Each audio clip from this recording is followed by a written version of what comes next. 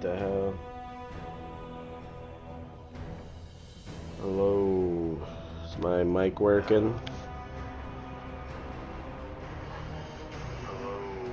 Yes, it is indeed. Welcome back to Destiny. I haven't streamed this in a bit. I haven't played it in a bit. Really not since the Christmas event, which I know only ended like a week ago, but I really haven't been playing much at all. So, Act 3 of Destiny Echoes, Revenant. Let's get this shit done. Let's get this shit done. Exotic mission is what we're doing. As far as I know. I mean, this is the end of Revenant.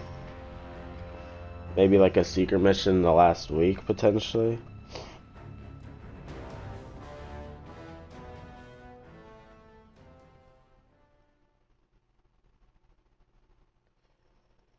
But let's get this shit.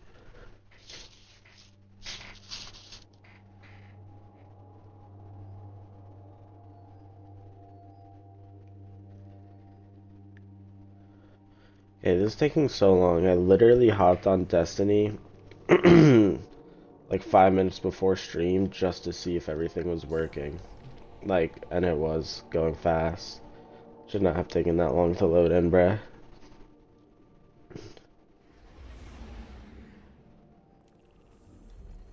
Check Eververse. I don't have any of the pop-ups because they already happened. Also,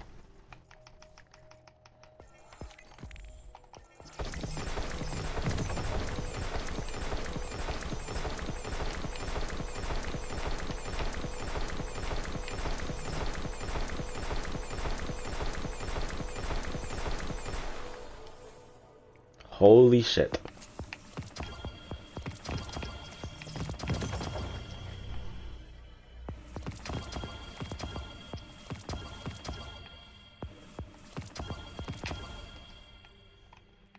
Yeah, I'll have to go on like a different character to get those.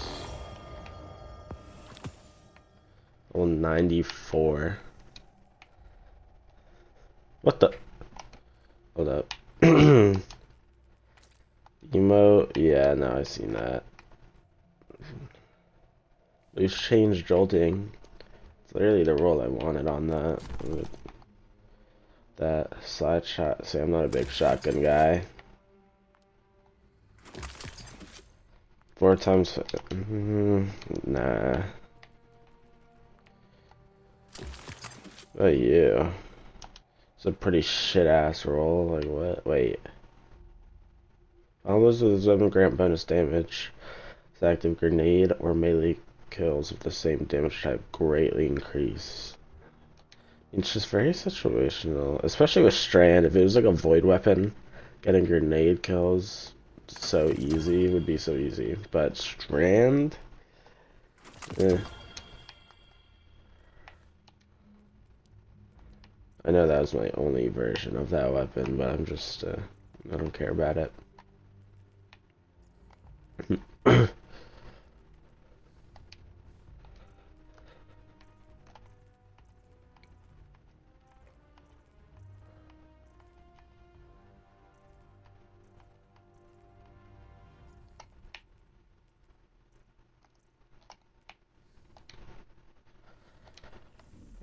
Okay, now Eververse. Oh my god. Hey, new ship.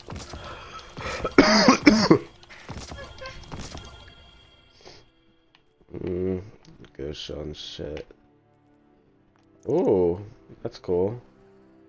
Pick that up. Everything else is whatever. If it's not a weapon or exotic ornament, I could care less about it, really. I'm gonna save those exotic engrams for a different class.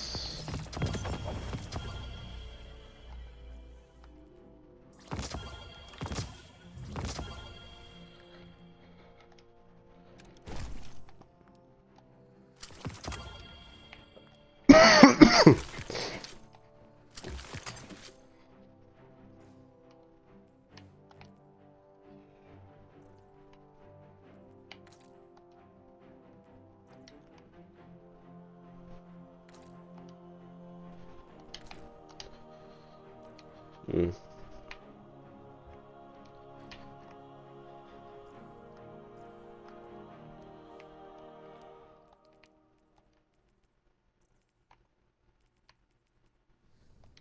Boom. Oh my god.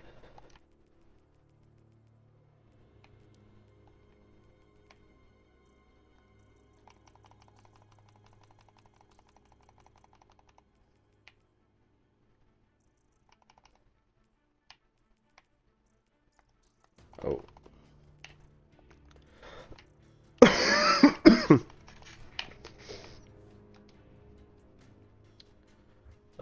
It's kind of cool, I guess. Wait, was there something else? Another sparrow? Oh yeah, and then flare.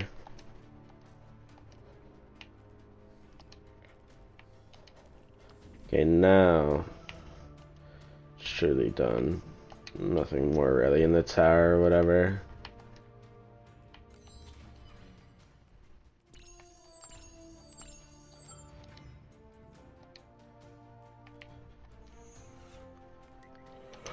Okay. Also, I saw my arc build. Go back to void.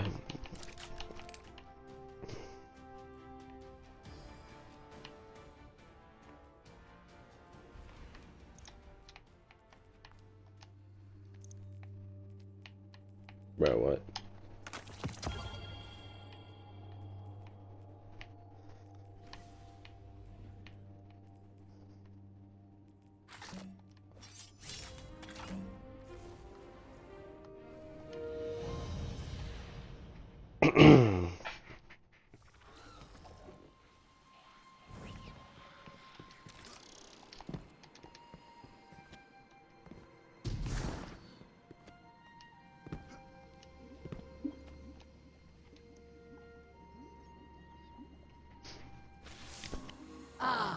The Vanguard's handler.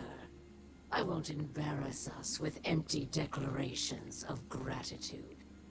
But I will admit that, for now, we have a common goal. Let that be enough. Ido briefed me on Maya Sundaresh's echo and its ability to manipulate radiolaria. I believe Fikrul's echo does something similar to ether. Elixni fables tell of alchemy that changed the polarity of ether between light and dark. When the ether inside of living Elixni is affected, it turns them into scorn. The reverse may be possible, but we won't know for certain until we claim the echo for ourselves. I am not eager to unravel another paracausal riddle. But I have looked into my people's eyes as their ether was defiled. Watched their minds unravel as they rotted from within. This has never been about politics or power for Fikrul. He must be stopped. Okay. 3 new potions. There. And then any new potions anywhere else besides that page. 2 more. I think I just need to get like a thing here. And then buy it like 4 times, something like this, right?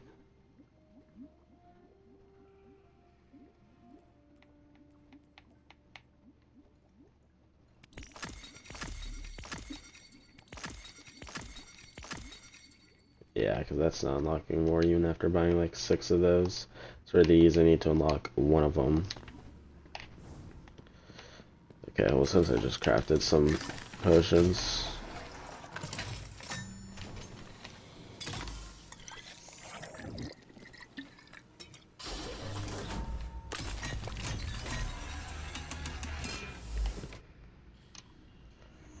Hello.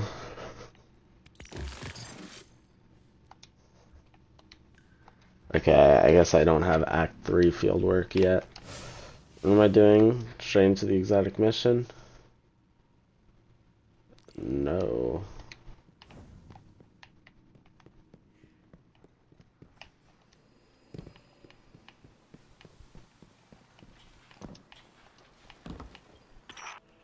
Welcome to my most lucrative customer.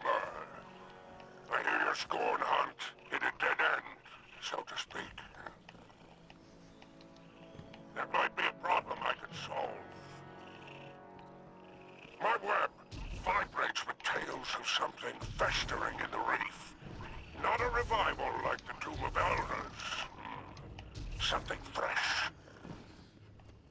Sounds like Vickrell's building a fiefdom on my old turf. I mind it.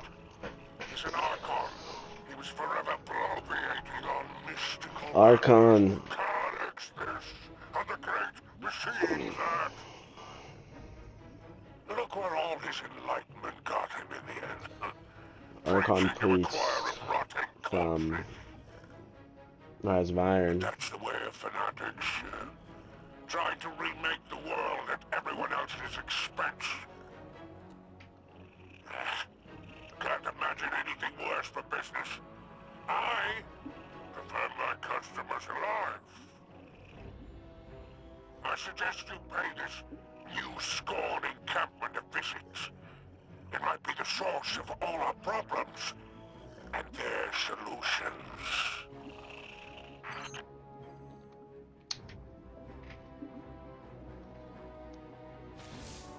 I really can't thank you enough for your help with Aramis. We're on the same side of this fight. So long as her people are safe, it's in her best interest to help us. Just in time, too. Scouts from the House of Light found something in the reef. A formation of asteroids lashed together. Between the reckless approach to construction and their taste in architecture, it's safe to say the Scorn are involved. We're closing in on Vickrell's base of operations, and everyone's pitching in on a plan. But before you go, I have something for you. I've spent countless hours studying Nezarek's curse.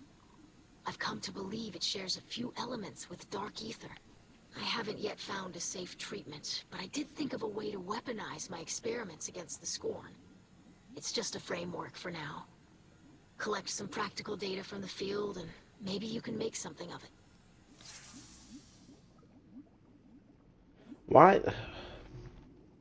Why is Ido disappearing just to talk to us on the projector? Why doesn't it just make us talk to her?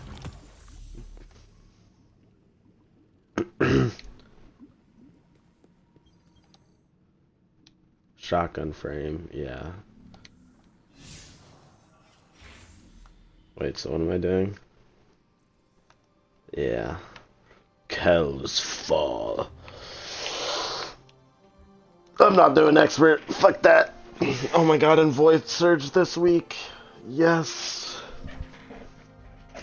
That means I'm about to be going crazy. Void Reach. Oh, okay. Oh my god.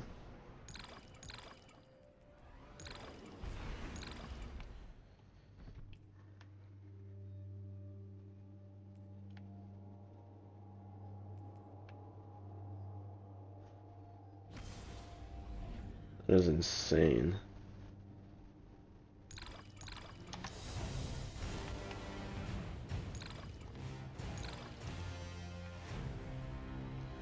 Just go heavily into like a void build. Wait, what's this do?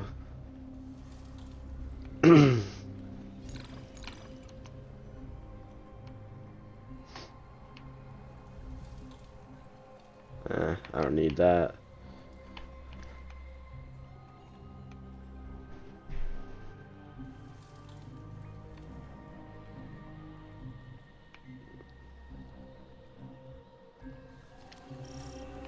This must be the place. Looks like Spider's intel was solid. So Hello, many fellas. Scorn. Why aren't they attacking? Vic rule alone would be careful of careless. Enough to destroy my Baron. He must be seen doing it.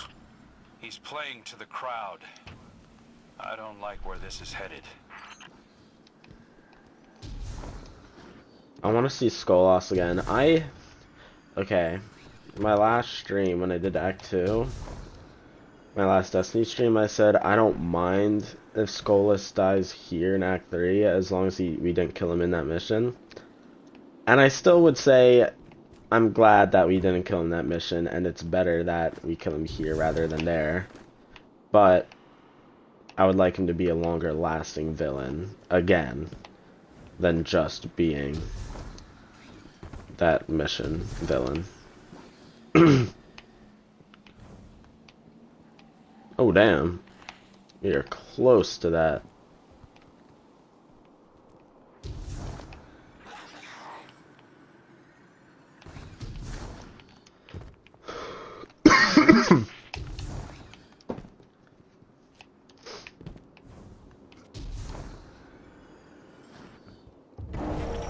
Araski's the trickster. One of few to best Spider in a test of wits. Just like you, Guardian. Flint and I wouldn't be here otherwise.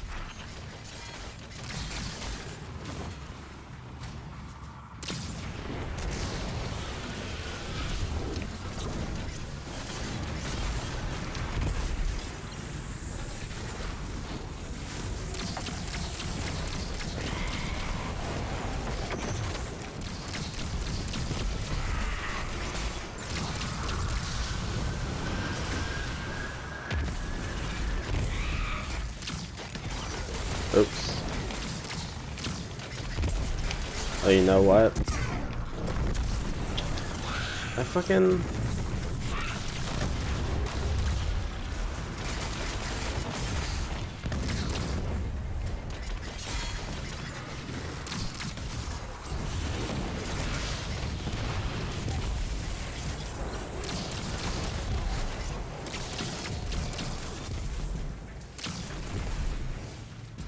Where's the boss? Be vigilant, Slayer Baron.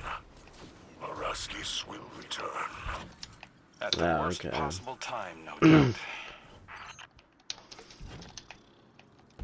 So is he gonna be the boss of the mission?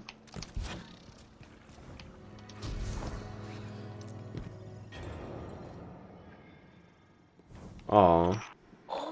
I was listening to that. Appears to be some kind of musical instrument. Play us a melody, Guardian. Like one of Drifter's star shanties. Please, Guardian.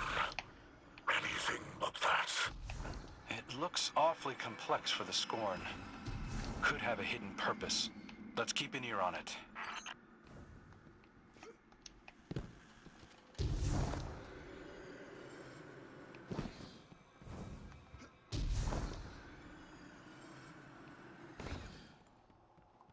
What the hell?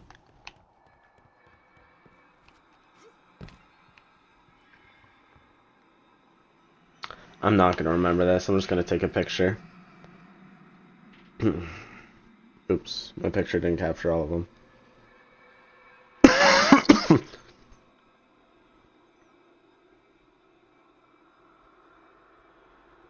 My stream is like, because I went on my camera app. Okay.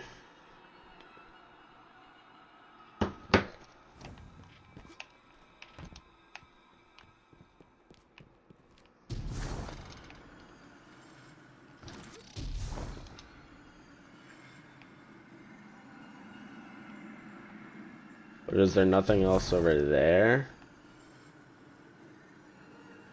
Like, what are the chances? What's over here?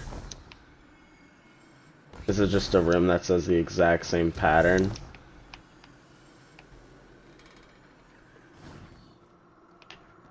Like, let's see. Let's...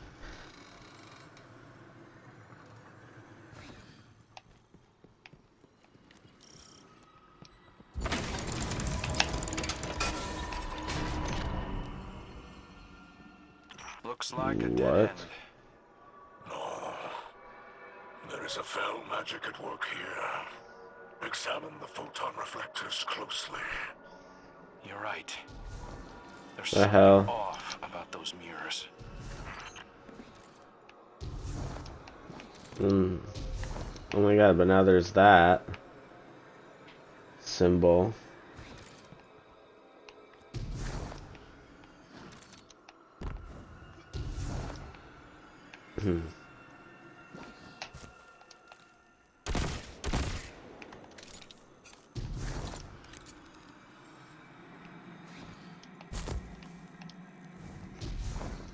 What?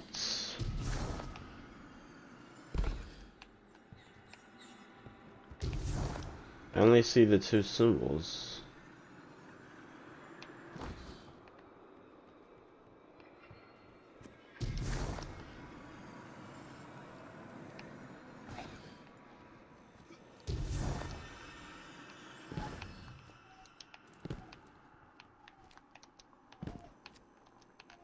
Did it open up a door? The door that was over here, maybe?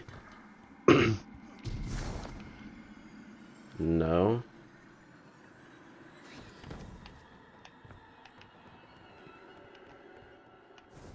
See, I don't want to play the notes I have saved on that yet, because I feel like it's...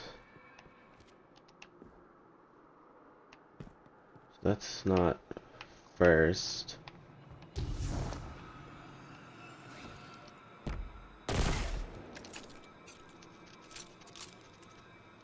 So what do I do with these symbols though, and how do I activate them?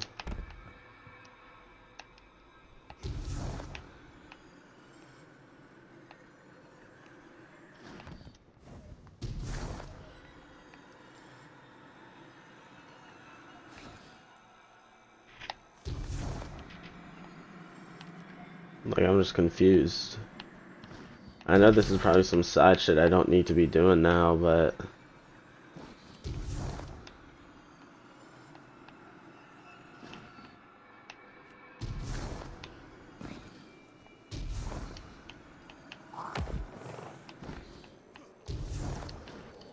Oh my god. What the...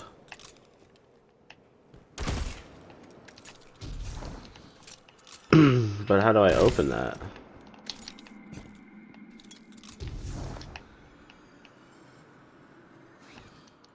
I mean, they said something about, like, mirrors. But I'm not seeing, like, anything of importance.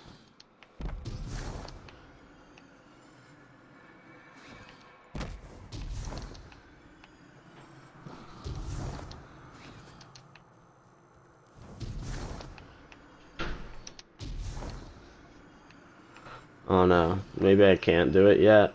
I just don't know how I get past that glowing rock. Because I can't get past it. Okay. I guess I can. It's just being weird.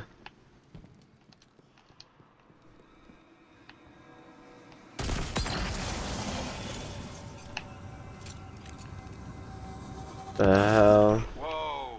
The Guardian's energy signature just changed. Where are they? This must be an ancillary effect of Fikrul's echo. Some kind of extra-dimensional projection.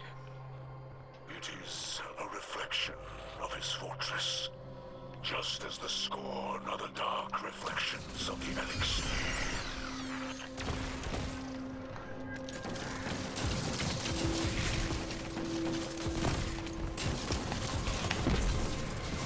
Man, I just... Are you kidding me? This game is so bad. How did that, like...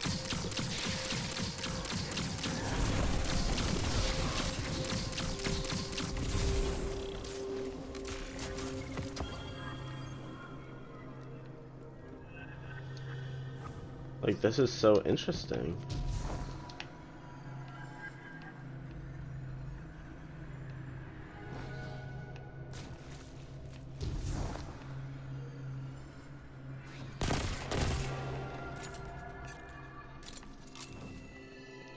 Mirror gallery, but it's spelled backwards under my map.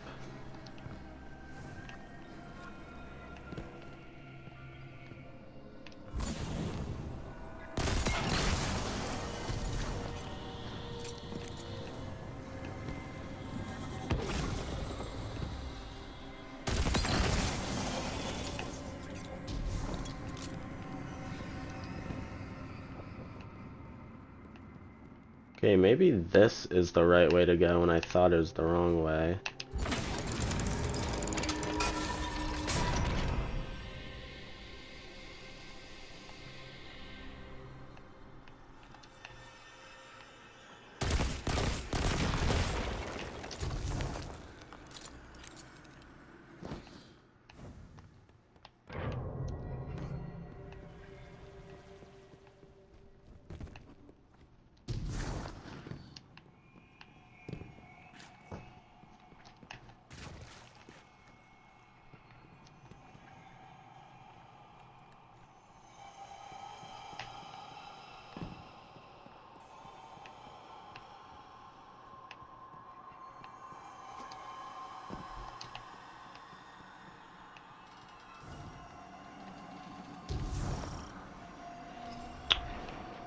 Yeah, I guess this was the right way to go. Okay. I'm gonna have to go back to the organ at some other point.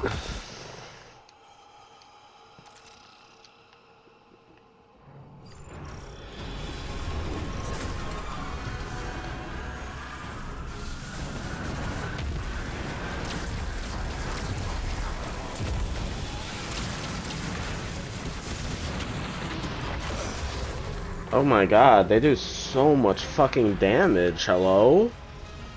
And this isn't even on fucking legend difficulty. I actually just got, like, absolutely destroyed.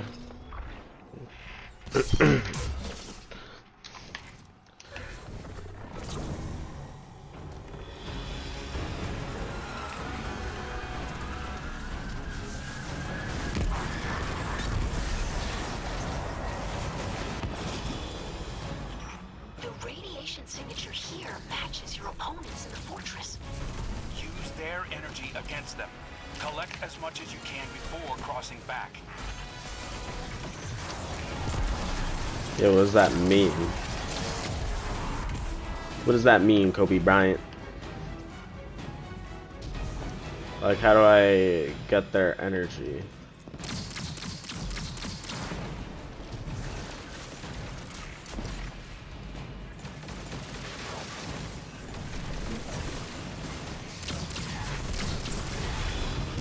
Oh shit.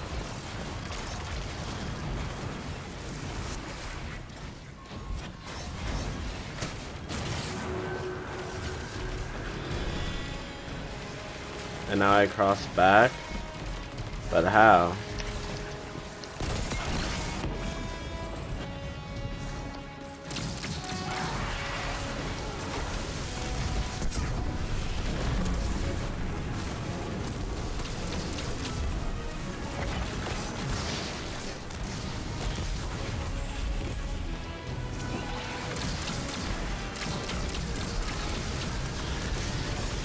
Oh my god.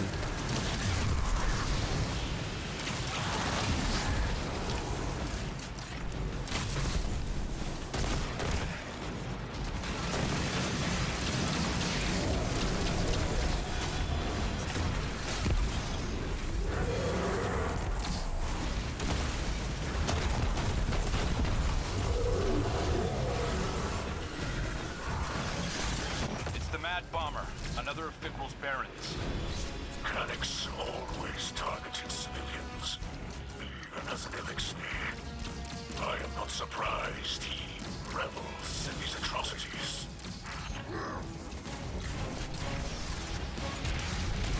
Oh my god.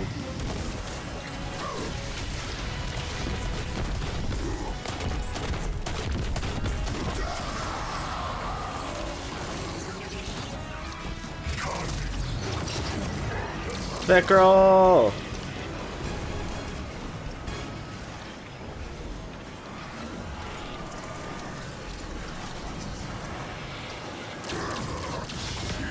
My children, a dead thing, bringing death to our house.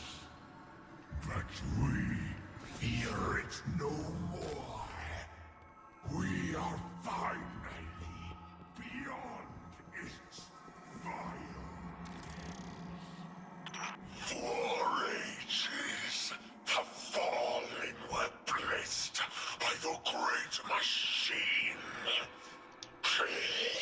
So Does this lead back to the organ? righteous.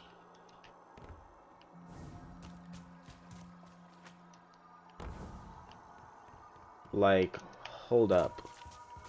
Because I was just thinking, what if this exotic mission is the first peek at like how they're trying to do the next DLC? And this exotic mission has like different bosses you have to kill, but you can do them in whatever order you want.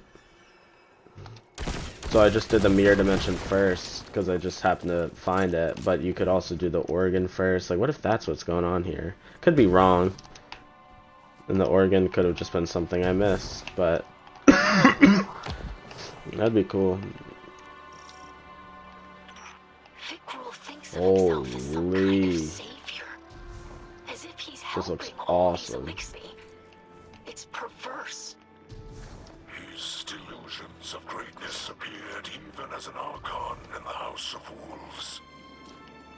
But then, as now, he seeks only to save himself from inadequacy. Wait, he was in the Desperate to House prove of that he's more than Wolves? a joke played on me by the Ahamkara.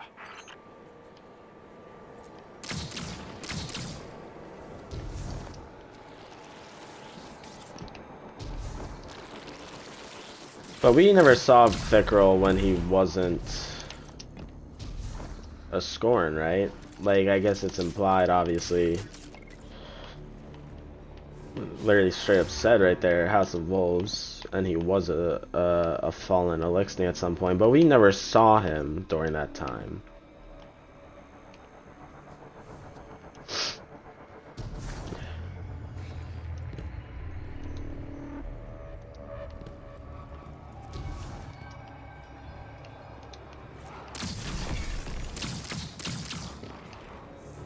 See, I don't know what all these symbols, like, are supposed to be doing, bruh.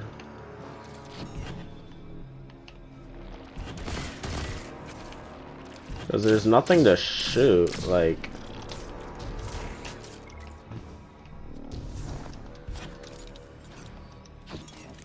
Are we going down there?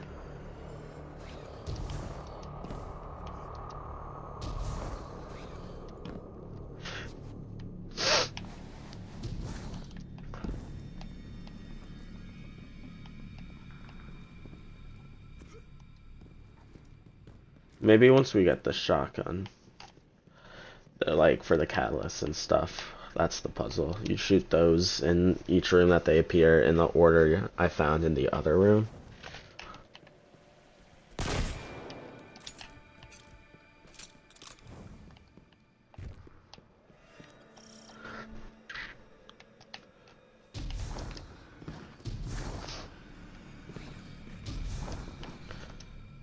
Vestibule.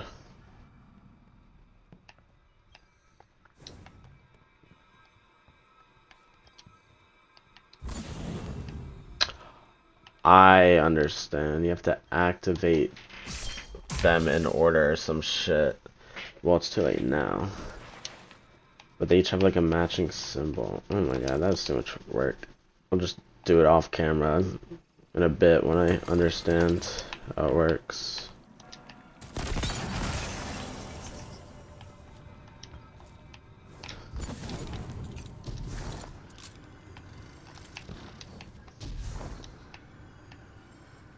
And there's also this one.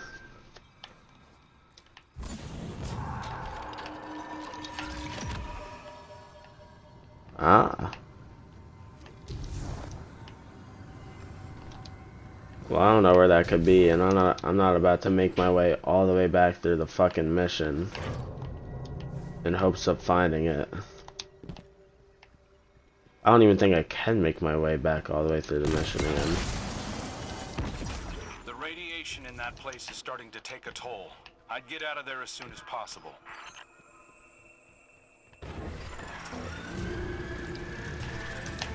It's the Mindbender. Watching Fickrell bring these barons back. It's like all of our work, Kate's sacrifice, is being undone. Hyrax seeks refuge in the adjacent dimension. Follow him back to the material plane, Guardian. Don't let him escape.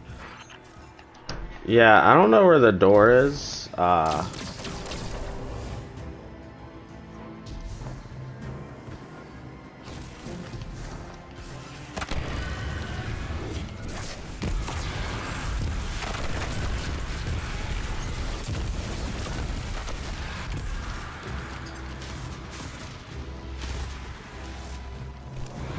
I just got hit with the double whammy. I was like, oh, of course that's gonna be the right way, because I had the obvious path. What?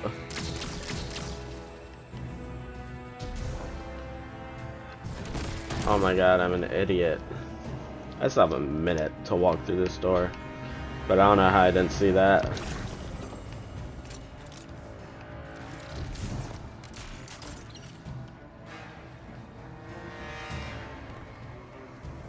Wait, what?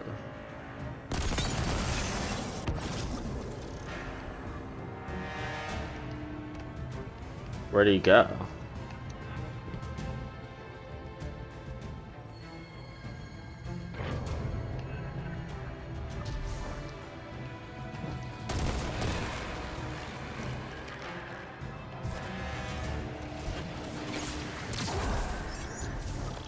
Did he actually go in there? Because I did not see him. I thought it said he left the place. I mean, I can just go back in here, regain the time, but yeah. I guess I'm assuming he is back in there.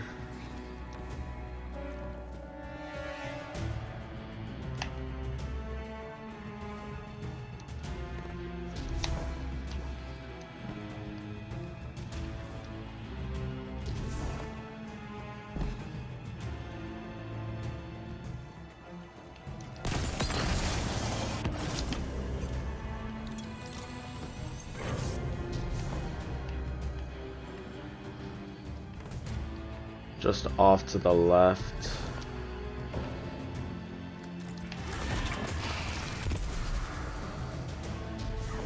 See, but I didn't see him anywhere in here.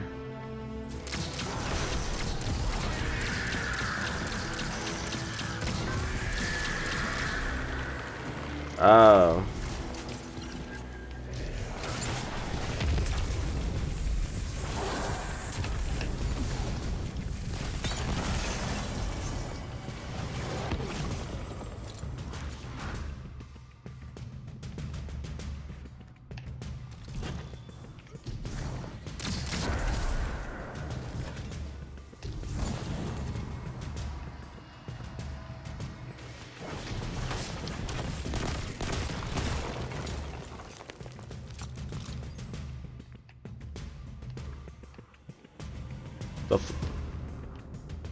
What was the point of that?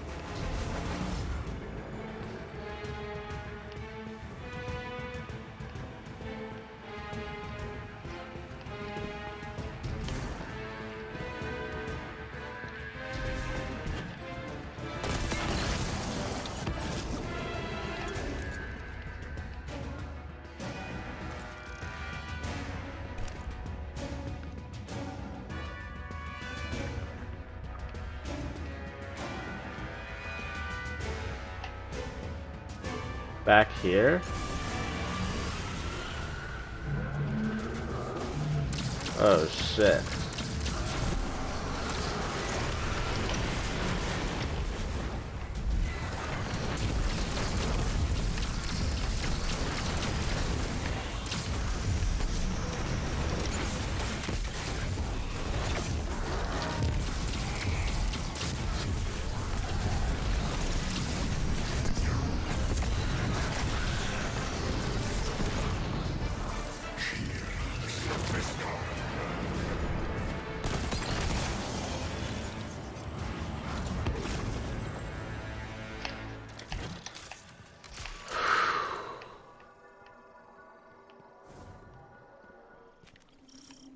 Your cruelty has no place here, dead thing.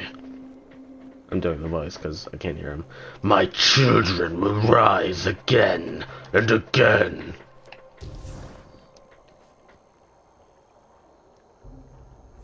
Cool.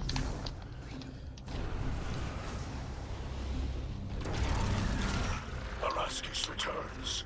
Do not let her slip away this time. Who? Oh.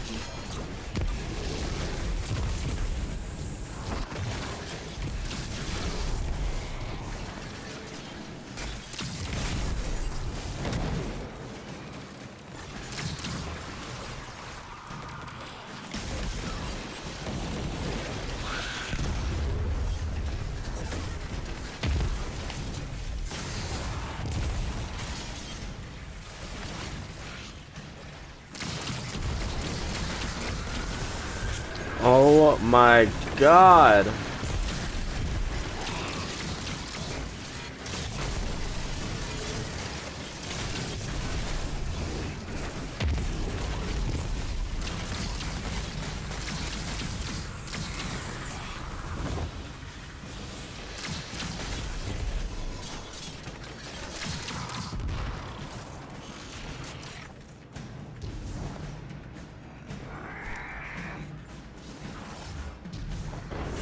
Hello? Why are they allowed to just go fucking invisible for as long as they want?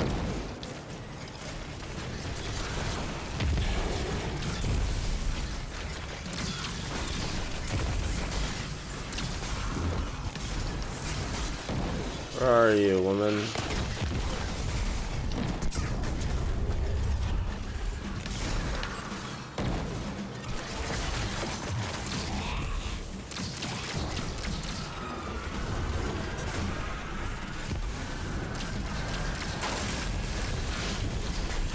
I'm just playing this safe.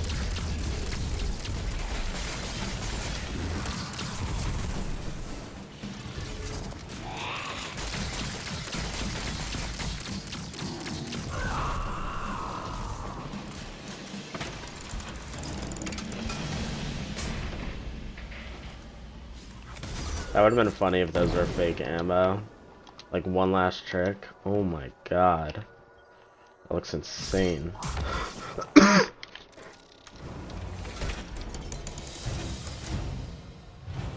Just a fucking gauntlet, bro.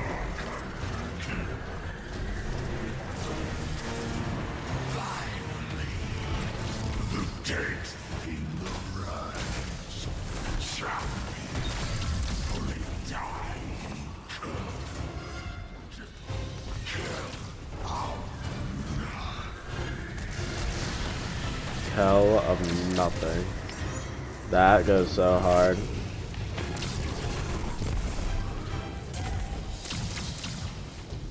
He's immune though. Is there a mirror? Yeah. I can't shoot it yet though. Well, there's those symbols again.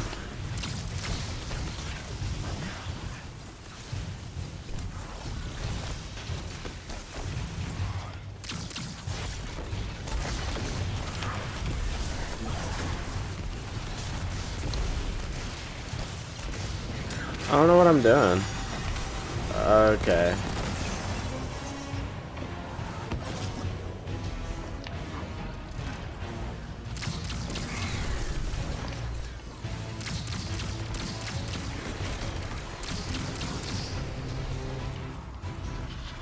they are.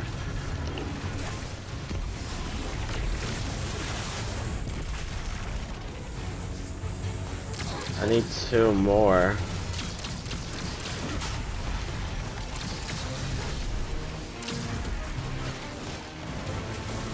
Oh my god.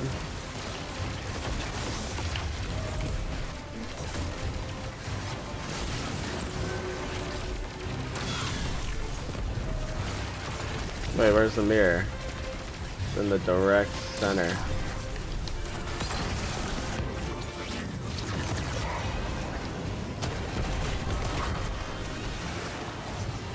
Hello? Now you see, children, how small and broken are the elixir. I just... Oh my god! Forced wind. This is just a bullet hell, bro. This mission is good and bad at the same time. You know what makes this worse? Is how Scorn just work with grenade launchers. It's so scary to use ammo on Scorn because half their projectiles are projectiles, and so you can just explode on them. Capture a screenshot of that.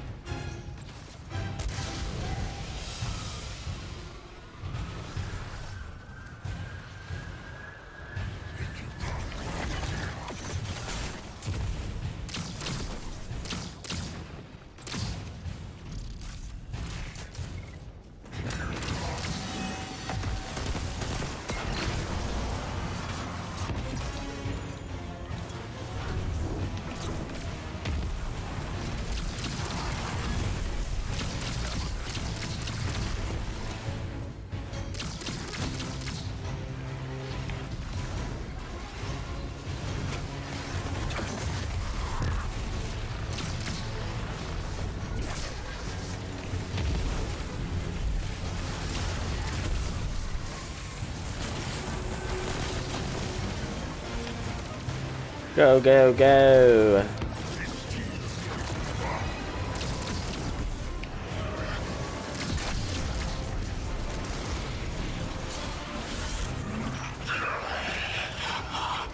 Now you see, children, how small and broken are the elixir.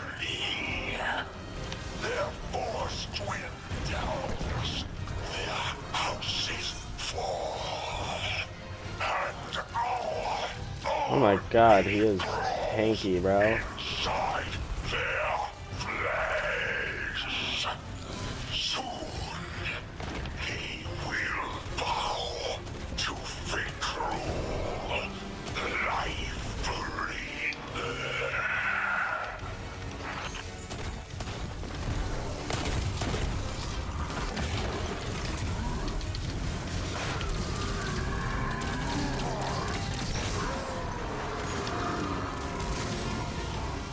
Okay. Good work, Guardian. It looks like Ido's Oh, ray wow, kept you really? alive during that mission. Yes, the energies of the Revenant plane were just the component it needed. Unfortunately, I feel like we're that no was closer to kind of ending easy. Fikrul And or short. curing my father's curse. Maybe not, maybe I'm tripping. Patience, daughter. We must know our enemy. I was expecting Fikrul to summon like 3 of them and do that 3 times. That was cool though, I guess. Now we just need to locate the lost apothecary. And is this the old and we'll have throne all the room tools to finish the job. that Marasov used to sit at before in the... yeah, whatever.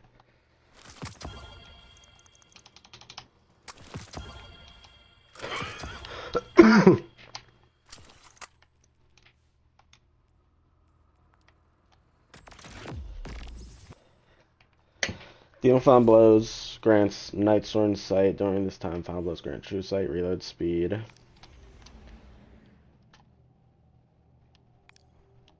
Interesting. And precision damage is increased. Submunitions weaken targets. Rounds from this weapon shatter into submunitions on impact. Here's the thing that's weird about that. Is it the submunitions that's stun overload? Because that's very situational. Or is the shotgun just an overload shotgun in general?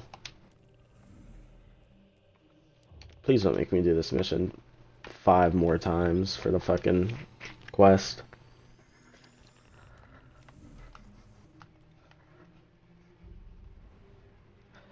Bring the hangman's flail to the tonic laboratory. Yeah, see, the thing is, only step 4, bro.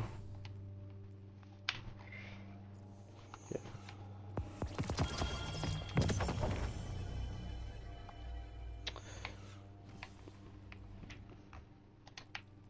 Blast radius.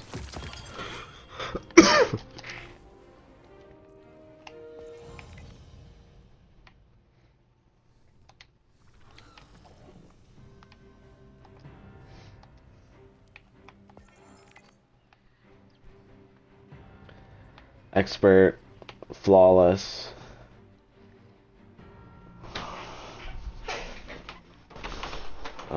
Catalyst. Oops. And then 2 secret shit that I don't know about yet.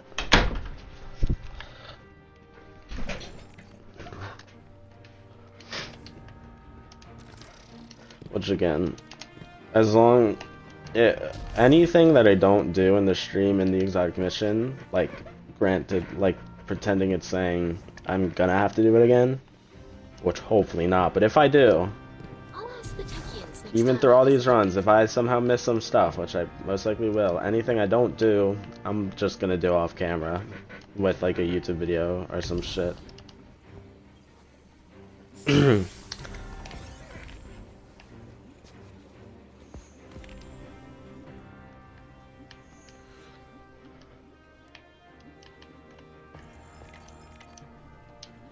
Oh yeah, it's crafting time, boy. So first,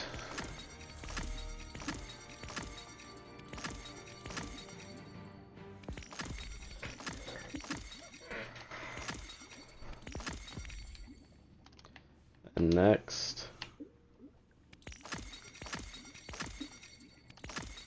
4, 5, 6, 2, 3, 4.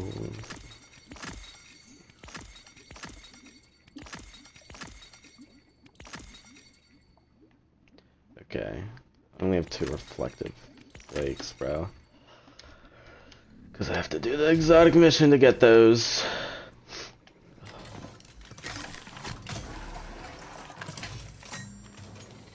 Two per mission? Oh, it's gonna take a while.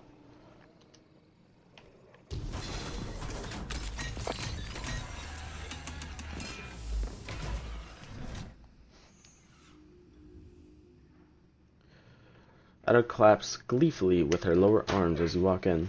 I'm so happy my frame was useful. It looks so much more ferocious. Wait, it looks so much more ferocious now. Luckily, I think it still has plenty of room to grow. Because your shotgun is powered in part by unique energies of the Revenant plane, she continues, may grant additional abilities within Ficral Stronghold. Thought so. Might even grant the power to see and interact with the environment in unforeseen ways, she muses. Secrets, yeah.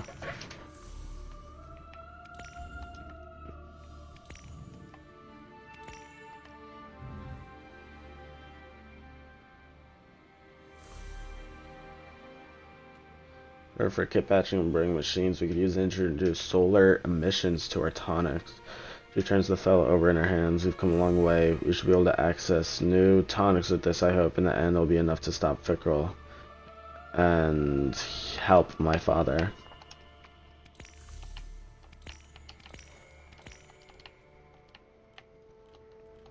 Damn, I don't have enough. You discover... Is that all of them?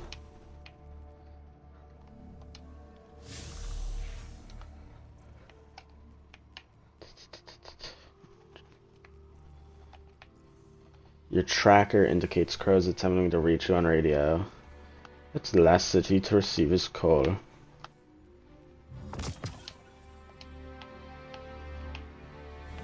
Ah, in the prison.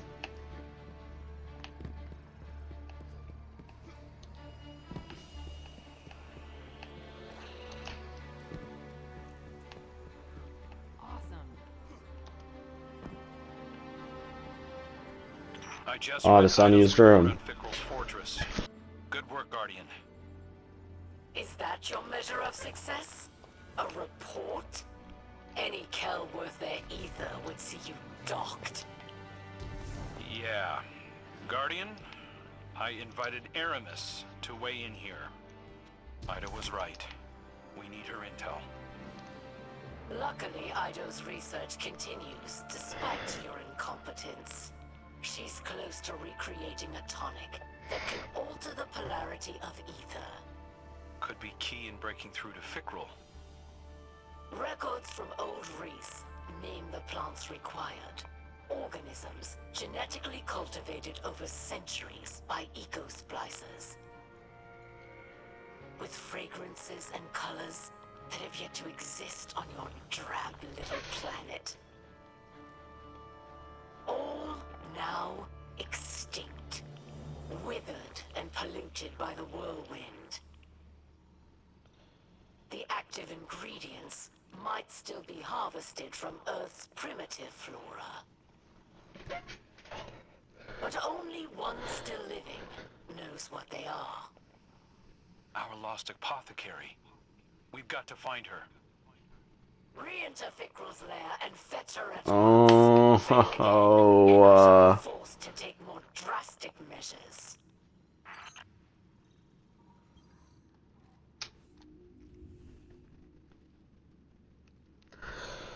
According to Aramis, one of her people, an apothecary named Ixis, has been captured by Fickrell. Ixis has found a way to send messages on public frequencies from somewhere inside the Revenant fortress. Fickrell either can't intercept her message or doesn't care she's transmitting. A steady notes from Aramis has passed on, but nothing beats first-hand experience. Fickrell remains immortal, but if you can find Ixis in his fortress, she may be able to help us concoct a tonic and defeat him, or help my father with their hands. If not, it'd still be nice if you could save the life of someone who's breathed ether on the Reese of old.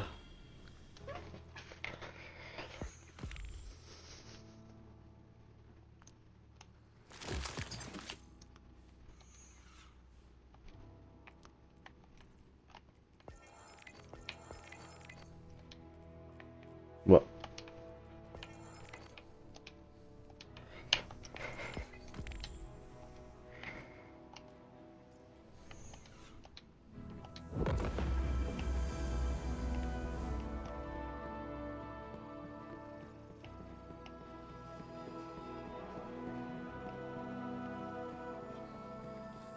What the hell? Guardian, we're getting ready for another attack on Fickrell's fortress.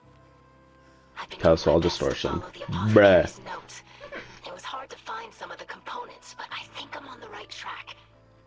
I'm calling this the tonic of ether clarification. A way to extract the darkness from ether and suffuse it with light. If it works at all. I haven't been able to test it, and I can't be sure anything will affect Fickrell while he holds the echo. Guardian, if you can fight your way into Fickrell's base and find the apothecary, first-hand knowledge will go a long way. Fickrell thinks he's beaten us, that you're in a stalemate, and he can toy with you. I know it's difficult, but for now, let him believe that. Take the chance to learn everything you can. We'll prove ourselves in the end. Bro, didn't they literally say they weren't gonna make us do this shit? Like, oh, we won't make you do the same activity over and over. Thank you, that was the worst part. Especially the exotic mission, because it takes so long. And they were good in Act 1 and 2. You only had to do the activities like once or twice. At most, and those activities are 10 minutes long. Act 3, here comes, oh, do the exotic mission 3 times. What? Come on. You said you weren't doing this. Like, I don't want to have to do this mission a lot. Just make make us do the mission once, and then if you want to send us back in here, just make it separate, smaller missions that just take place within the spots I challenge you to of make more the of exotic this mission. than the last. The scorned Kel mocks us. With that jump, he's gonna do it more. Yes, but the Guardian is not unarmed. You're the expert on being unarmed. Now, let's focus up. Our goals are to find the lost apothecary, explore the fortress, and empower the Guardian's new weapon. Let's go.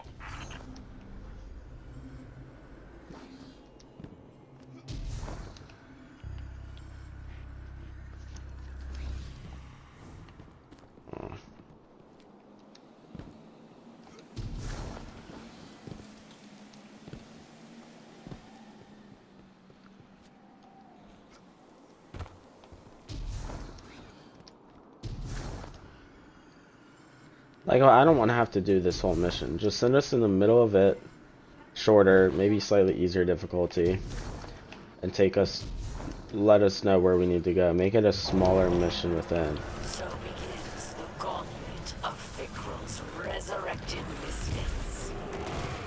Misfit indeed.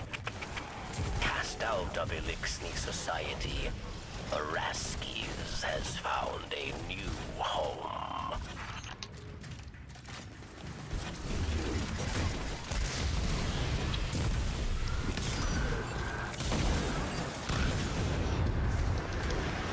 Okay, bro.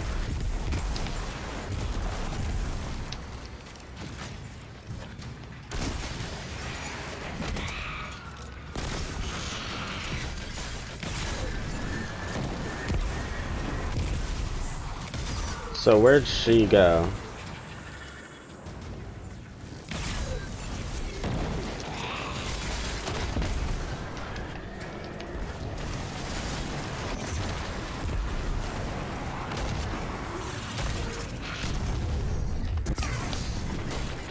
Are you kidding me? I hit the fucking spike off of the spear. Oh my god, this shit is so retarded sometimes. And she's just gonna go invis again. Where even is she?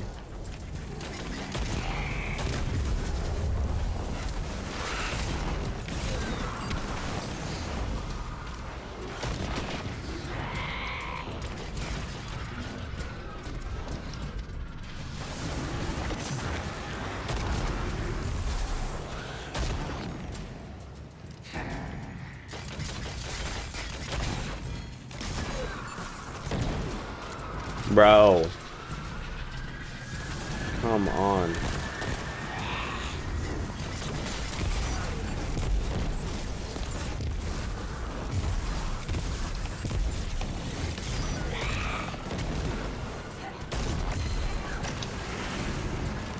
So annoying.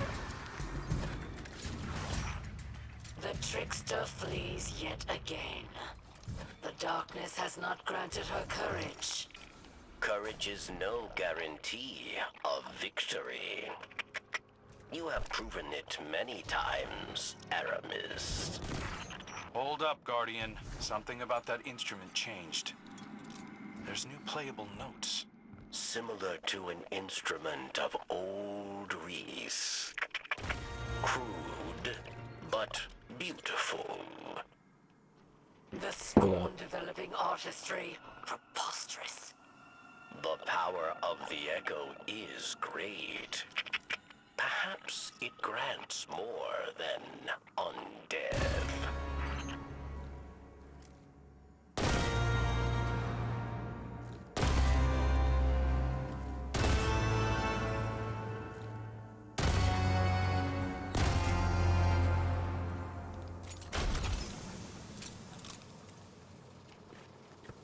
Oh, is this how I do it? Okay.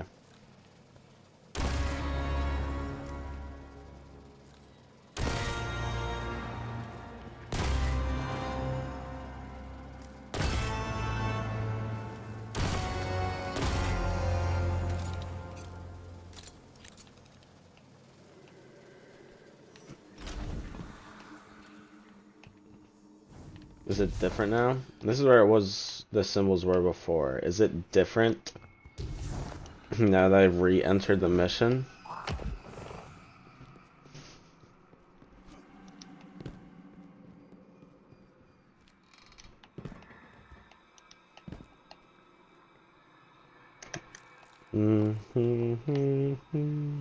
No.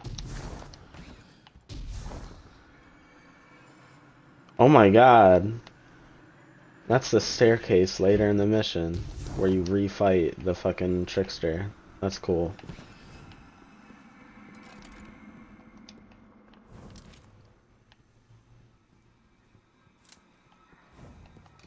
Well, I shot the right symbols.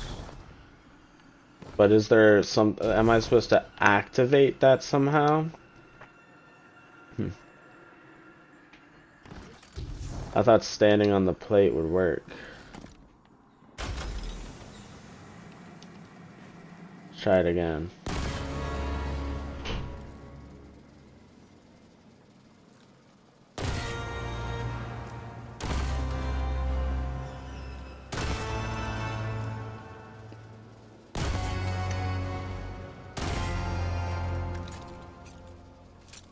You know, it's probably...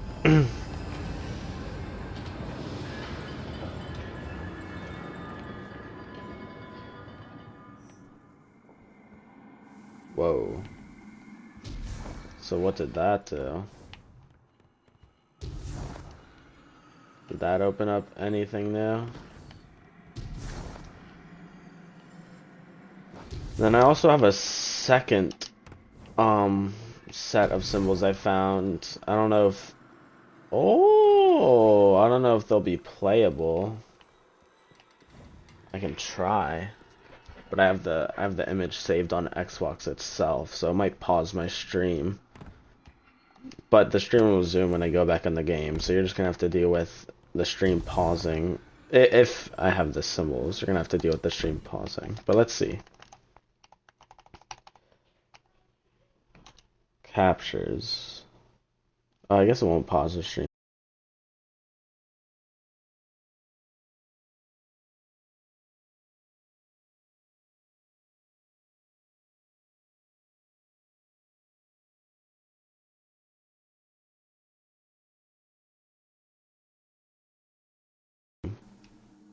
I think I got it. It's that. And then that. And then that again. And then that. And that.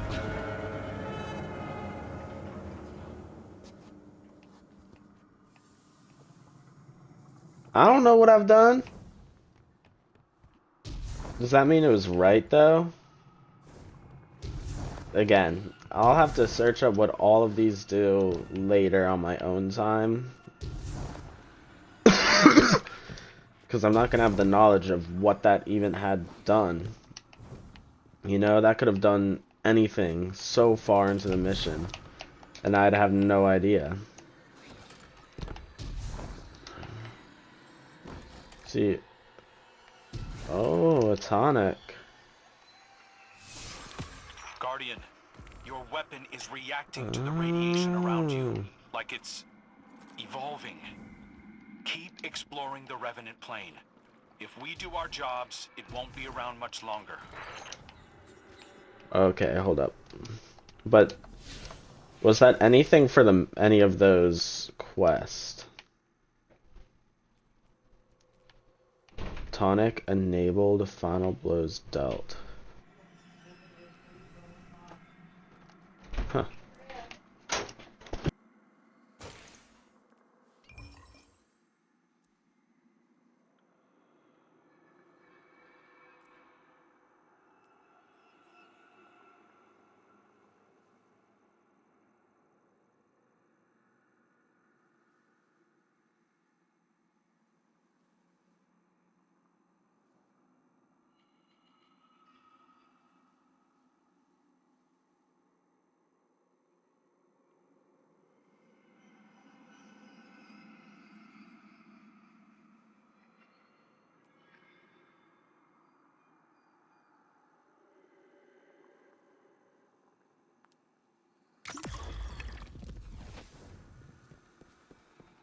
Perfect tonic. My stream paused. I know he said it would pause my stream, but it, like paused. Oh my god, hold up.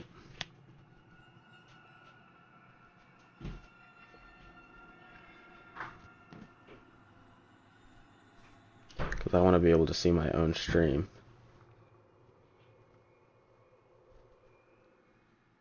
Come on.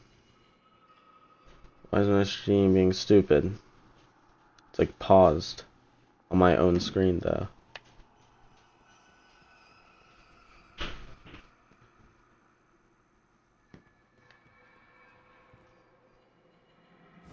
Okay, there we go. That's 2 things open with the organ. I'm just gonna have to find out later what those do. For now, let's go back through the mission normally. That door is not open. And this is what I want to see. Is this shotgun actually gonna show me, like...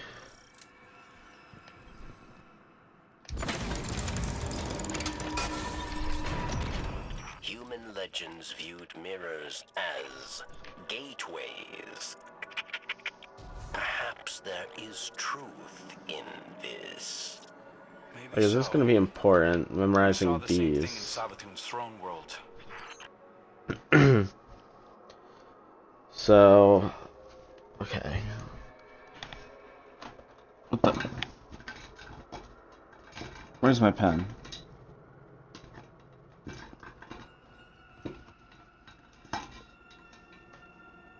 This is a Sharpie. What the...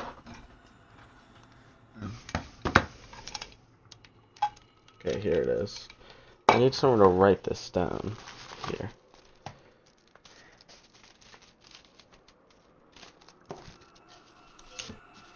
So the first symbol is this. The 7. That's what we'll call it, 7.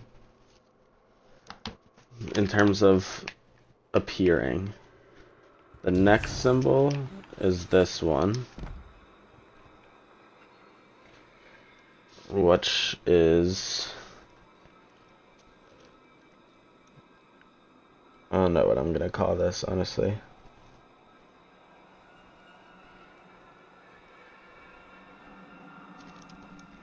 It's just some random shit. The next symbol is this, which is just the arrow peeking out a corner. A fucking graph, basically. Next symbol, see, there's not one here.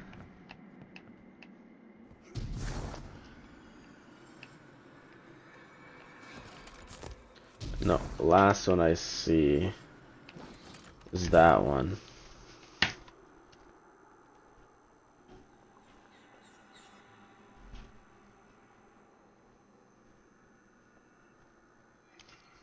See, that's only 4 symbols though. That's a pretty short thing. Like, is there really no other ones that I can see?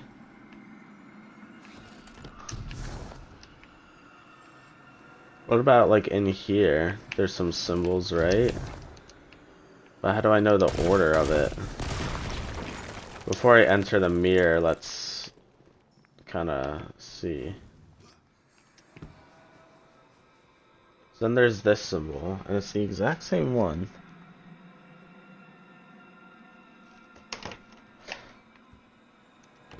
And then there's the fucking graph again.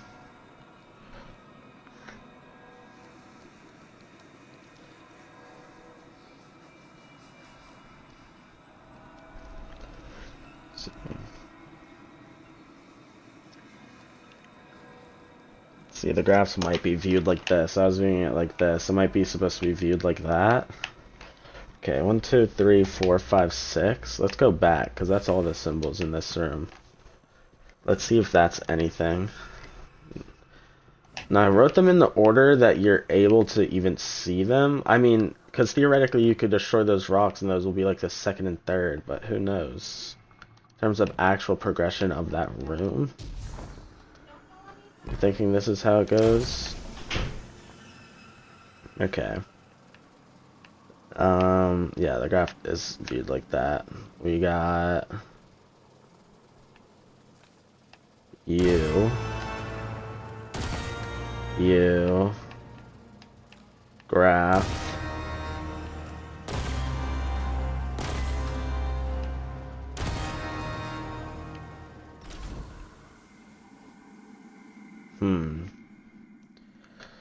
Then let's try the first one. You, and then try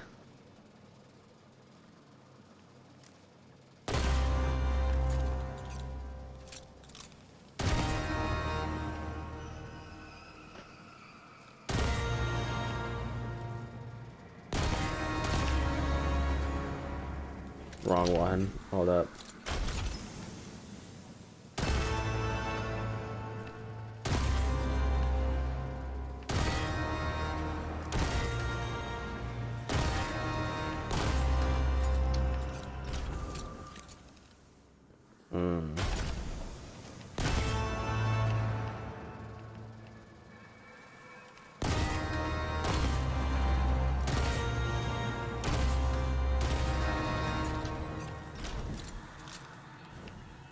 Whatever, bro. I'll just search all these up when it's fucking time. I'm done with this shit. Why did my stream pause again? Because when did I...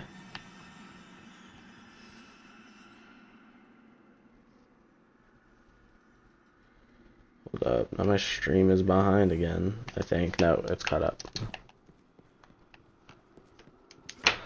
Like that. I'm just gonna do the mission. I'll do all the secrets another time. Keep an eye on your new weapon, Guardian. It grants sight beyond vision. Perhaps not everything is as solid as it seems. Well, I never saw this before. Oh yeah, this just leads to...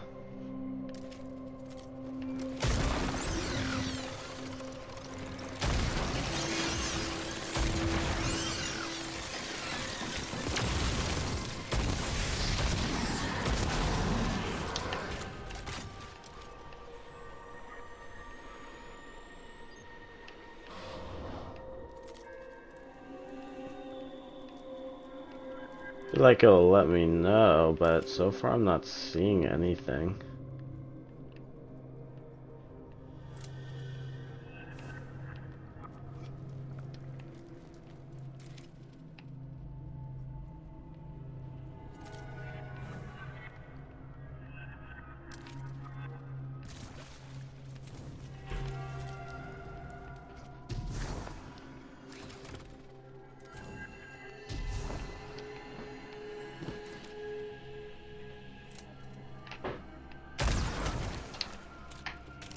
Ow.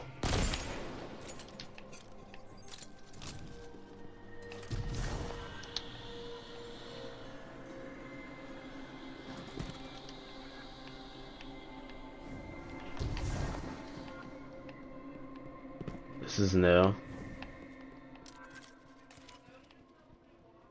But it's also nothing. Yeah. I swear you weren't able to walk back here last time. But wait, before I do that, is there anything up there?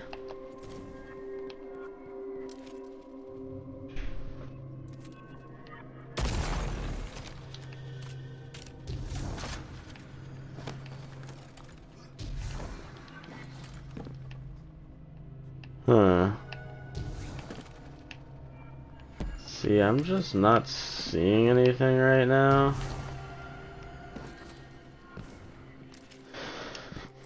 It's not like the weapon's glowing or anything. Like it was earlier, but that's because I had a buff active, so I don't know. And again, this little room used to not be able to enter this. Hold up.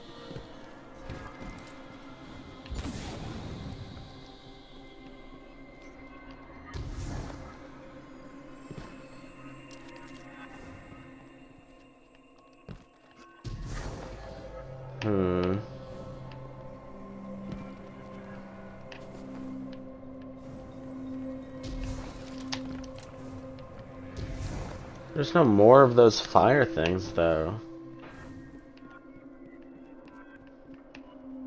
Unless there is that like a thing?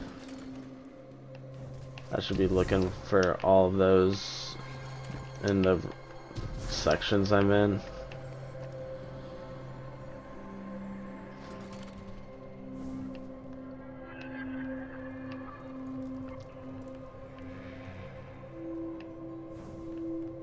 Back in here.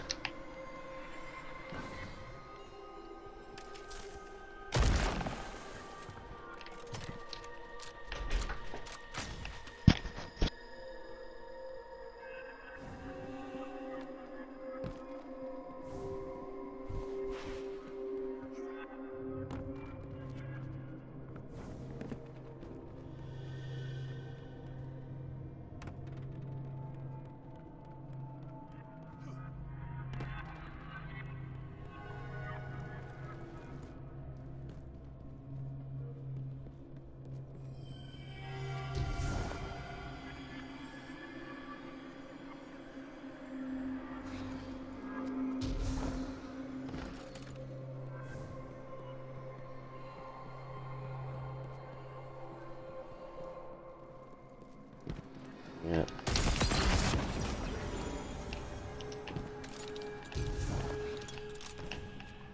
Wait.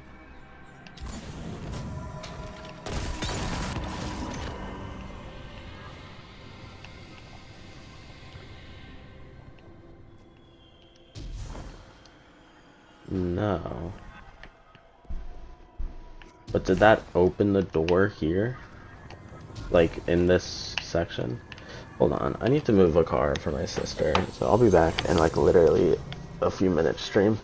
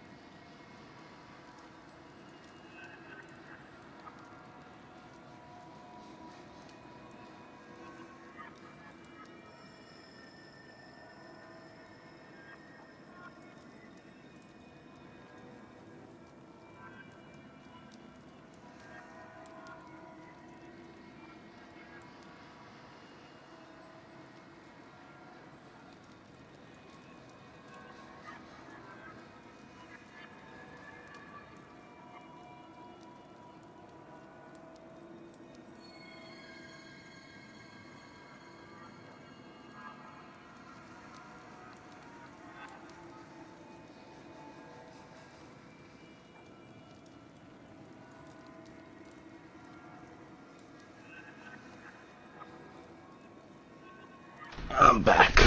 Okay. Let's see if that opened a door anywhere in this realm.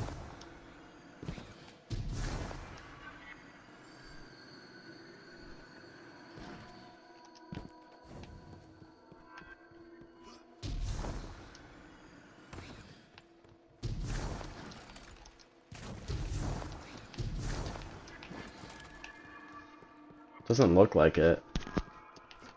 Like at all.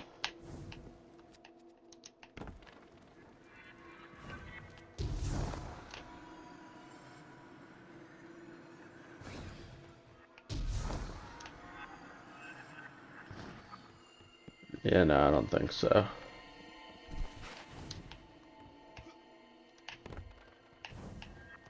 Hmm.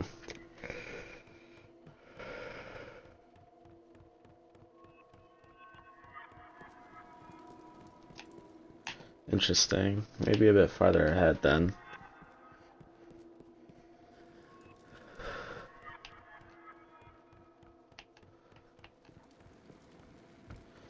And I like how they say, oh, your weapon's resonating in this dimension. Some things might not be as tangible as they seem. Bro. I still, like, I'm just lost. Because there's nothing different.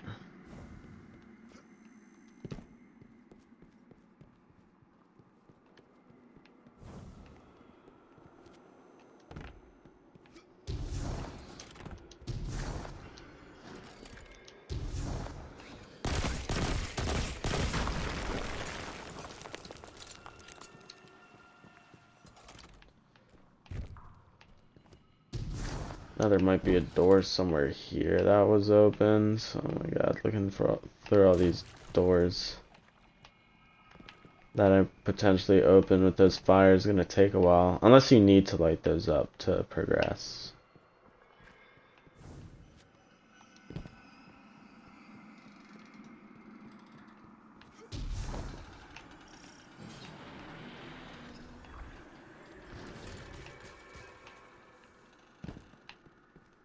I forgot about this shit.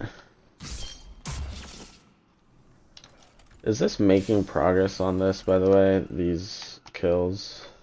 No. Wait, yeah. Sorry, I was looking at the wrong quest.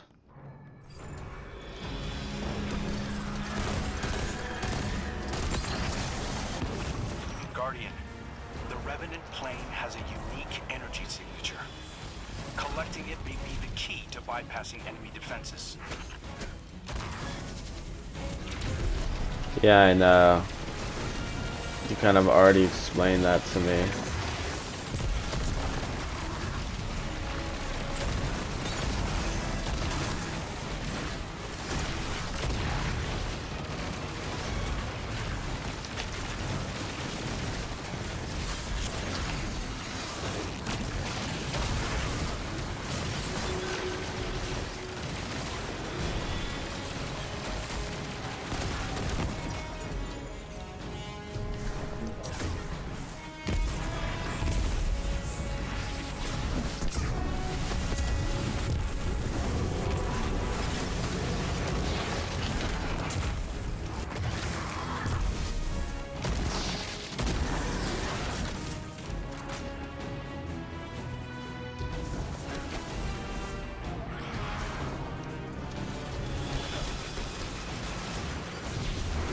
What? On expert though? Like really?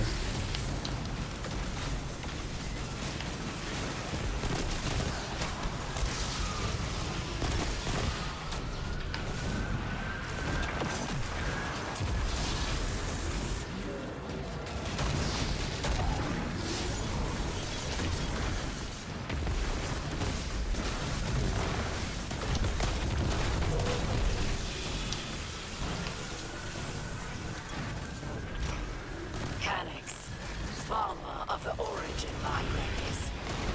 Do you want to know he lives? I didn't mention it to Mara. I've got enough diplomatic knots to untangle already.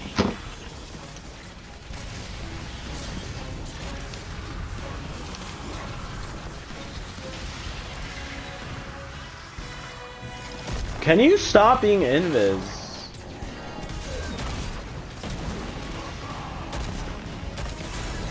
Why are you here? Hello? Why is she here?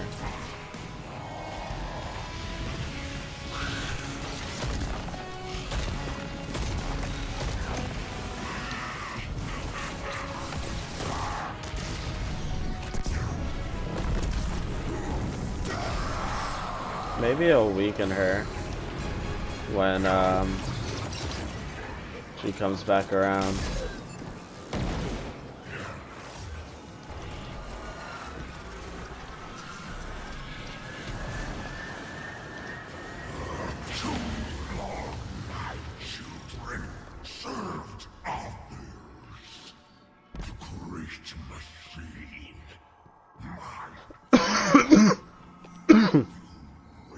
Why is my stream paused again?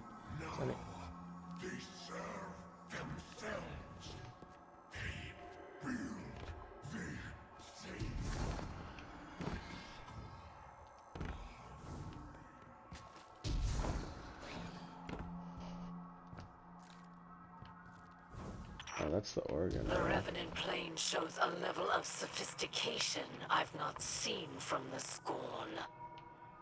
The longer Fikrul possesses the Echo, the more his mastery will grow. As with Maya Sundaresh. And we saw where that led. The sooner we get it off him, the better.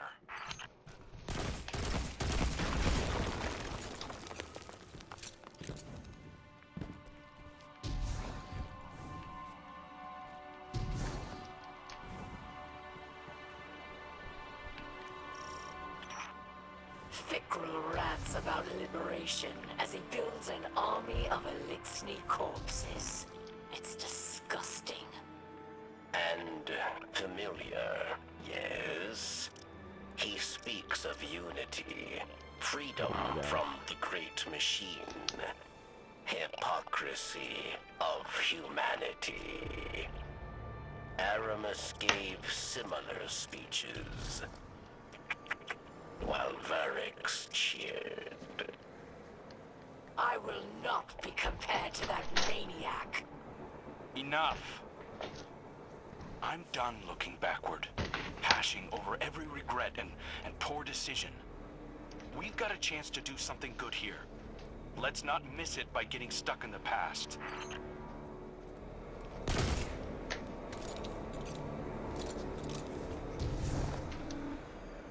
You want that?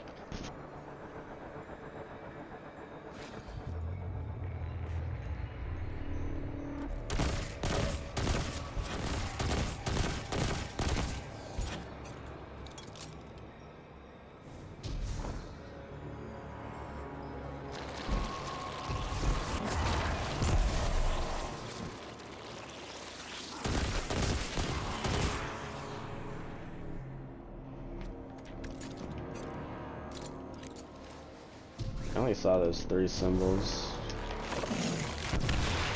What the?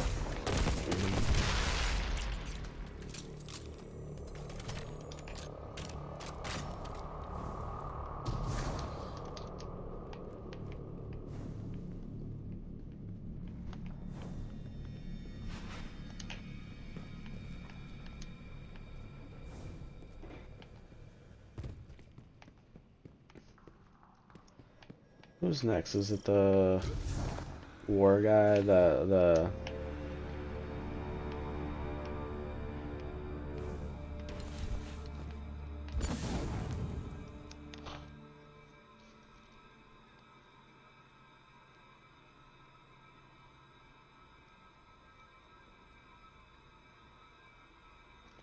that was a terribly drawn version of that symbol. Whatever.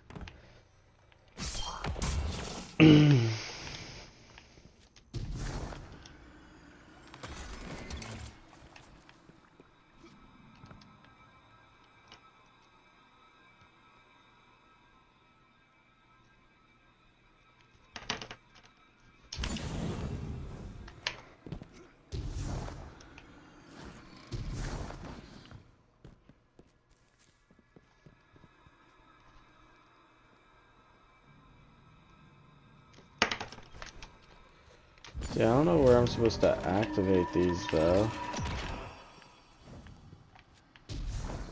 Like that could be fucking anywhere. The door activates elsewhere. Bro, that could be miles back. I mean, there's this, which wasn't open, but...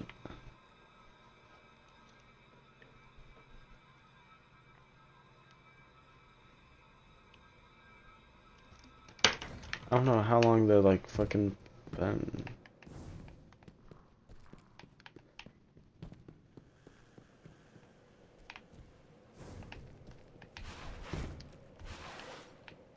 And I can't even get back up from here, I don't think.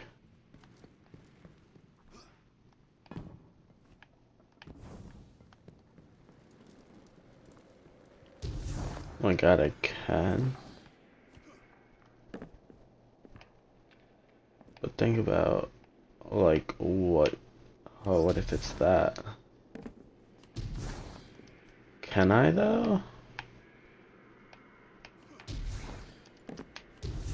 Can I even get up there?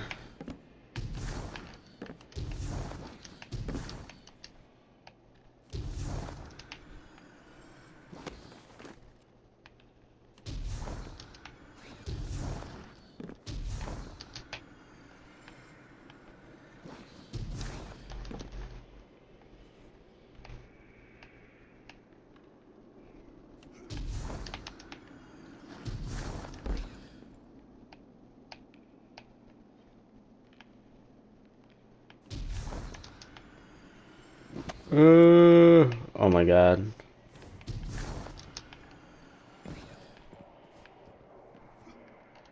That didn't open shit. Oh my god, and look at all these symbols too.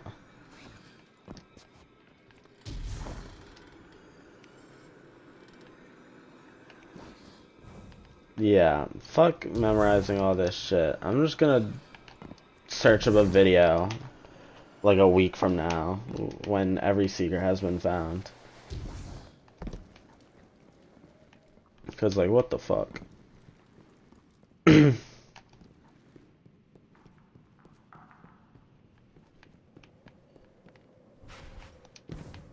Like, the main thing is, how do I know the order of these symbols?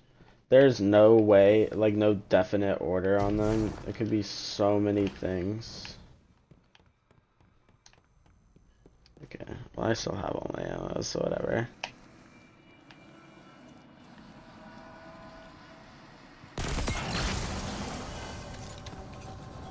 Let's just fucking hop to it. The power to make whole worlds.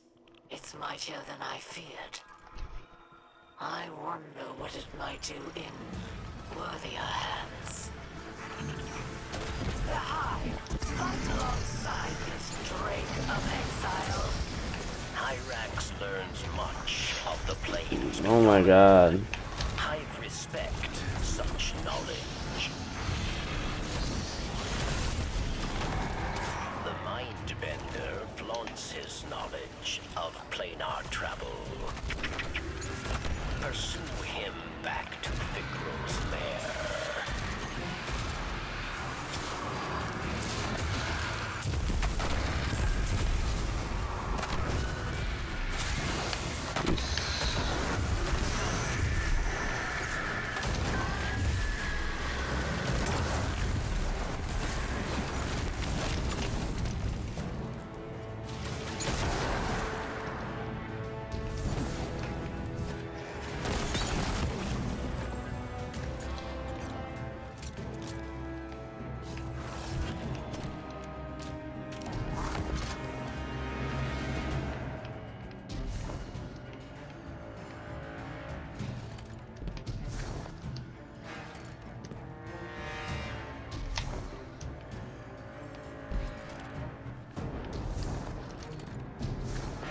Wait, but those are activatable last time.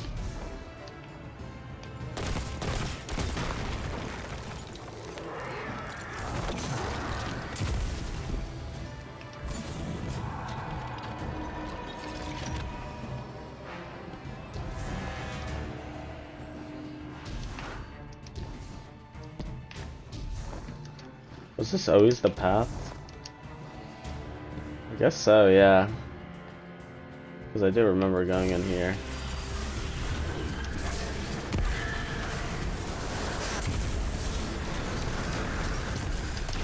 Okay, buddy, calm the fuck down.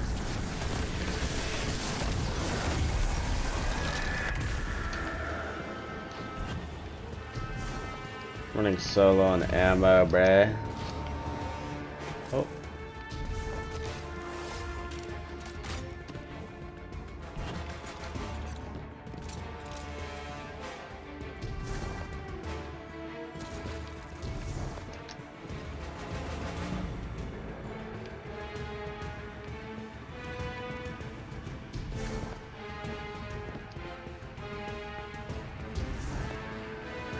But now I don't have my super,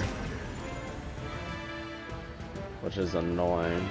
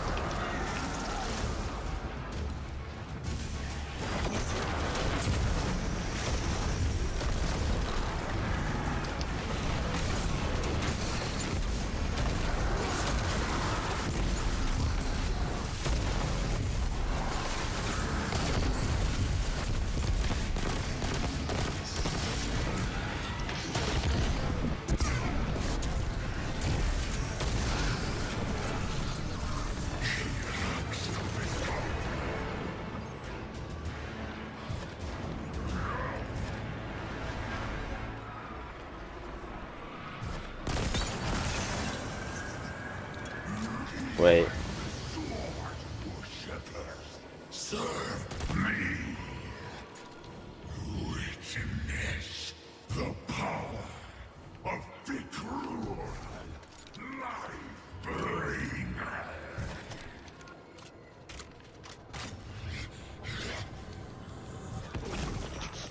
It's well and good to potter about this grand hovel, but without the apothecary, it does us no good. I hear you. She's valuable. So I'm willing to bet Fikrul is keeping her near the throne room.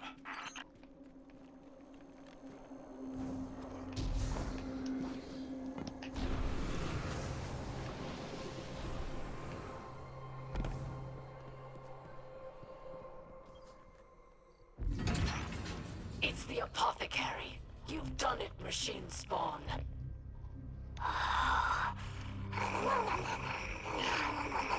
She's gonna be scorned. Is Ixis. Is Nah, he wouldn't do that to her. Greece. Perhaps older than Varix, even.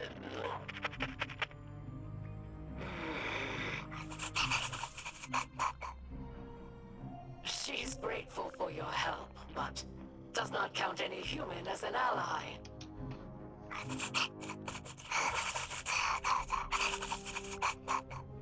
She's not saying any words. She understands all you say, but refuses to speak in your tongue. We are kindred spirits. Do not fear. Ido and I will win her to our cause. That's it. You don't even actually get to go in there. There's no difference. Returns. She exhibits more courage now than she ever did as an Elixni. Boom. Her faith in Fikrul I was right. makes her bold. Because look how weak she is now. Because I saw her during that other boss.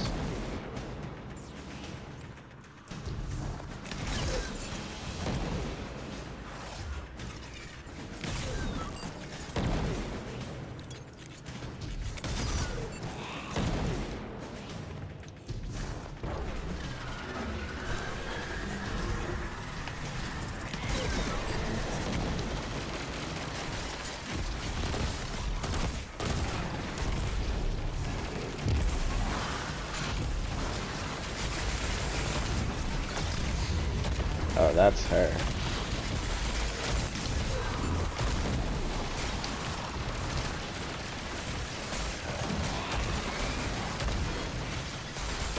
Hello? Hello?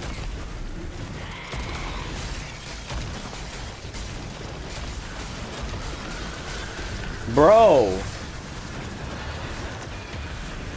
This guy.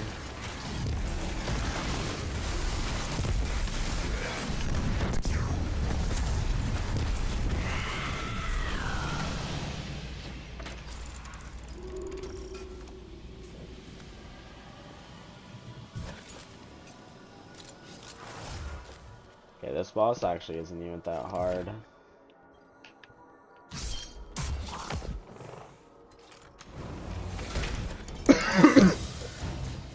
I just need to hang around this corner and wait until the door is available.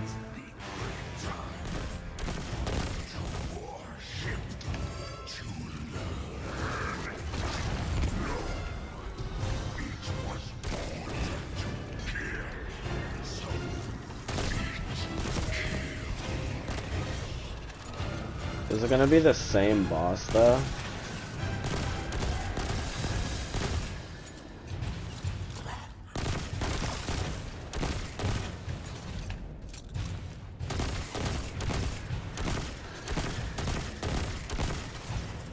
Bro. It's just outside of the like effective range. What are you doing? Like, stop going invis, you little bitch. Okay, this is taking too long, bro.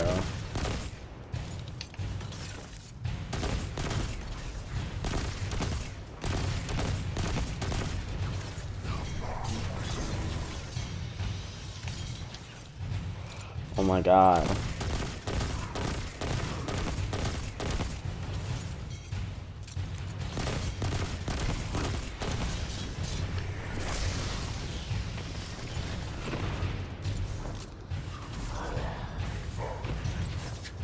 There we go.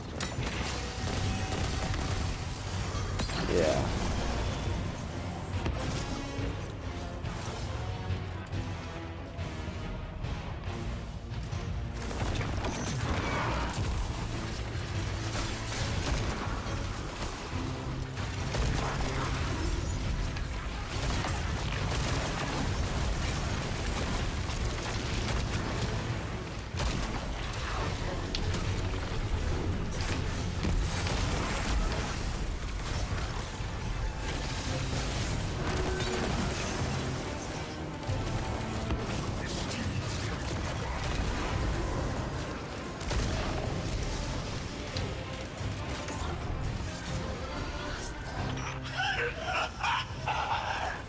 Every day the scorned army grows, their bodies shaped by my hands. We are beyond death.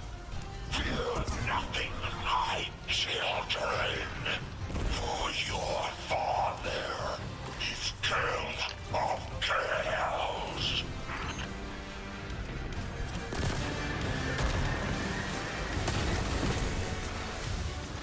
Didn't reach them.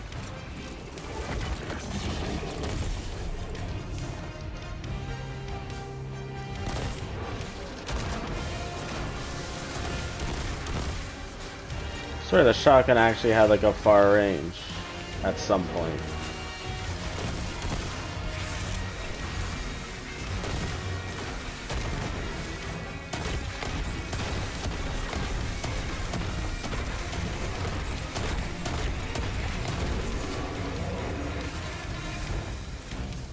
This is a big I'm glad tank, it is a Guardian. different The boss. apothecary was And the our last dialogue missing is piece. different. Hopefully she'll put Ido's tonic over the top. Please let Next that be time the we last come time I back have to here, even enter the it'll be to fucking finish mission. the job. No, no, no, no. There's no next time, please. Please.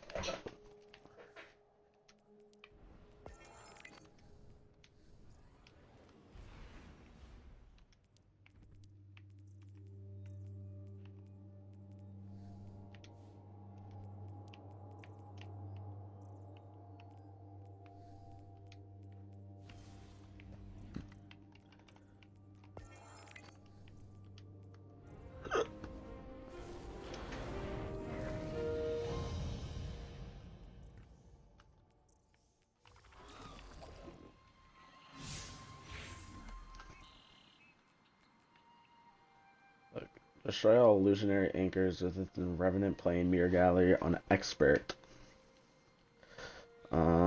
Fighting Pit, Sanctum, and Throne Room. That's the annoying things. You have to do that after the mission ends. Or during the boss fight. The apothecary. She's quite a character. She says you're a light-eating demon who stole the great machine. And also, thank you. She's been a great help. Yeah, and the fact that we never see her, they just couldn't create a new character design, or didn't have the money for it. Like, bro, where is she? Canonically, she's just doing nothing. Like, come on, put her in here somewhere. From the throats of the scorn. Oh, I smell their sweet rot. Please, Raxkel. Stay where you are. I'm coming. Take me with you, emissary of pain. I will rip the echo from the scorned Archon myself. We will devour their fear. Free me.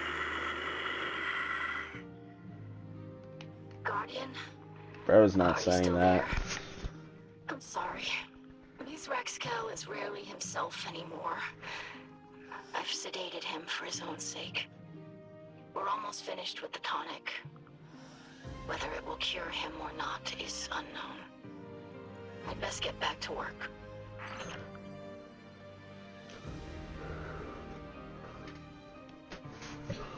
To return as his compromised self, he's been speaking with that other voice more often than his own.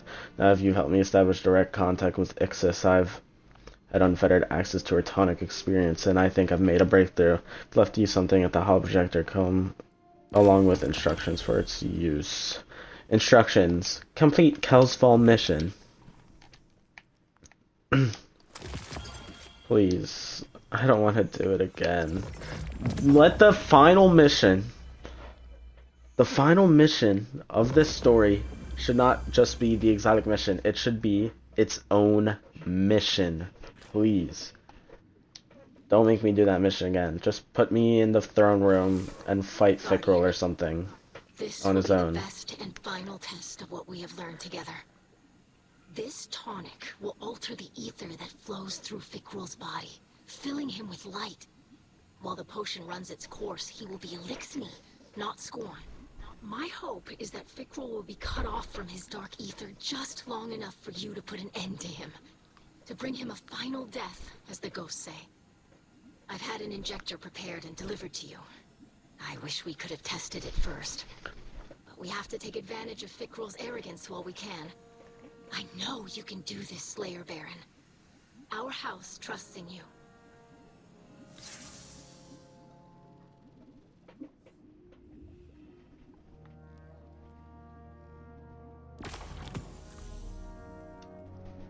What is it? Okay, interesting. Oh my god.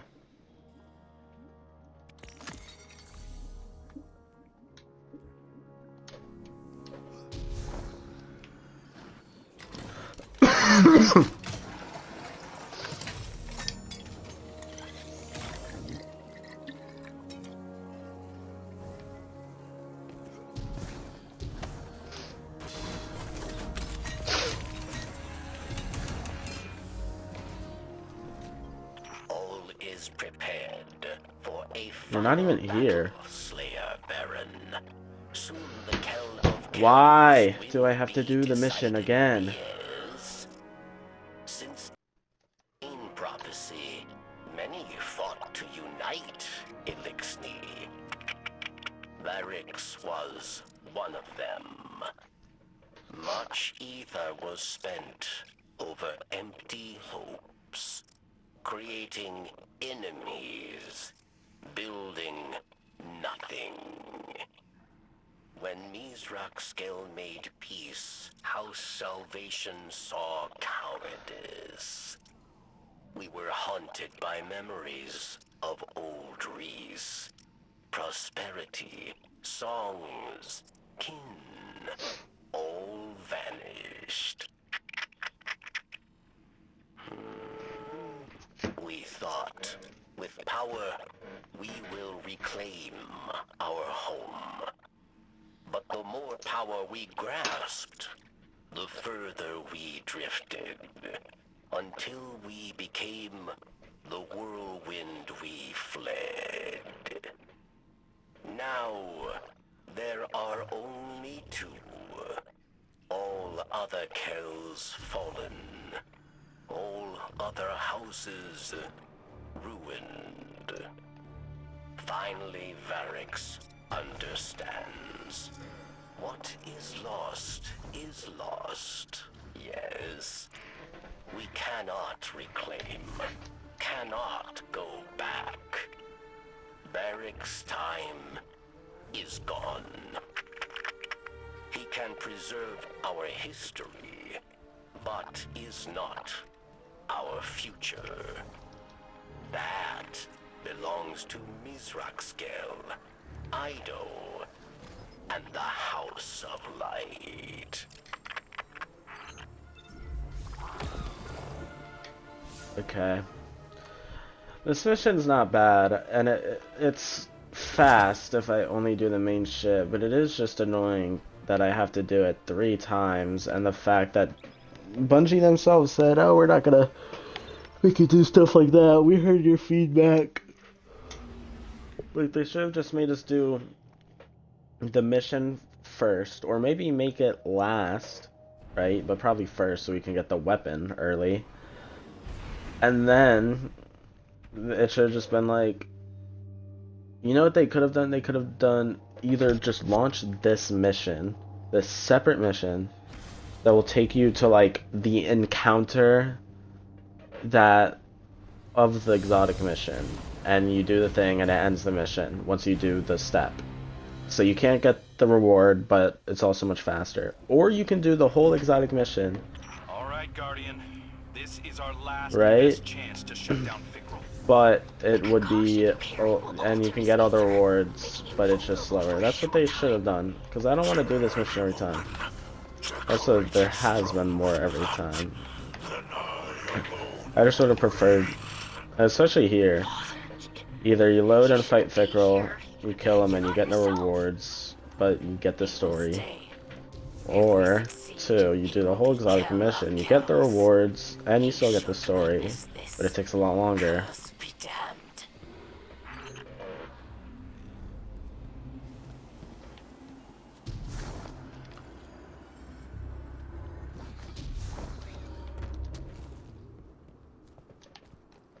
Yeah, and it's not a bad mission, and it is kind of quick, but it's just, damn, I don't want to deal with this shit. I smell fear behind the trickster's grin. Delicious.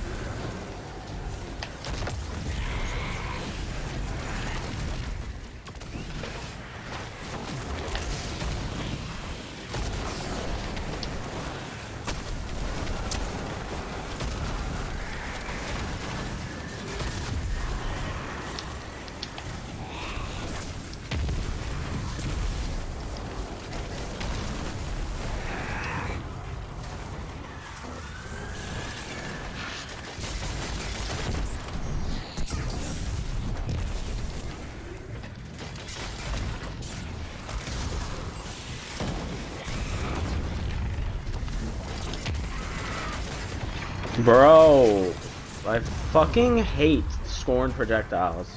My grenade, my shotgun, my grenade launcher, maybe my melee, all just completely countered because they're projectiles. And she fucking teleports.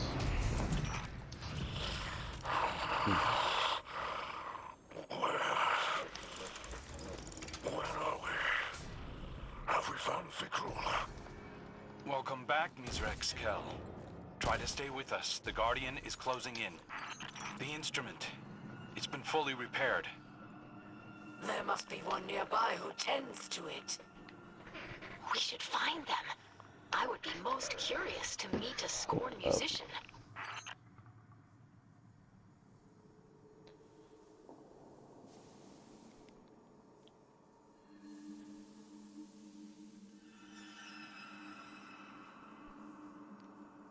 Let's see if it's already been solved.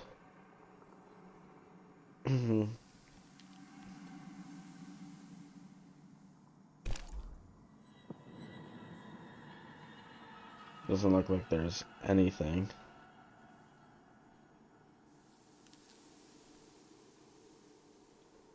I guess I didn't expect much, but it's already been like almost 3 hours. Could have expected some. Whatever. Let's just do the fucking mission. Speedrun this shit.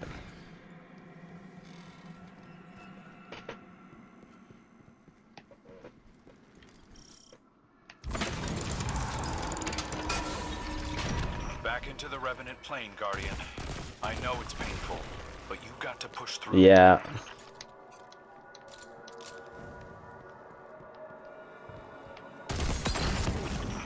This place grows like a tumor of reality, leeching the very life from those who enter.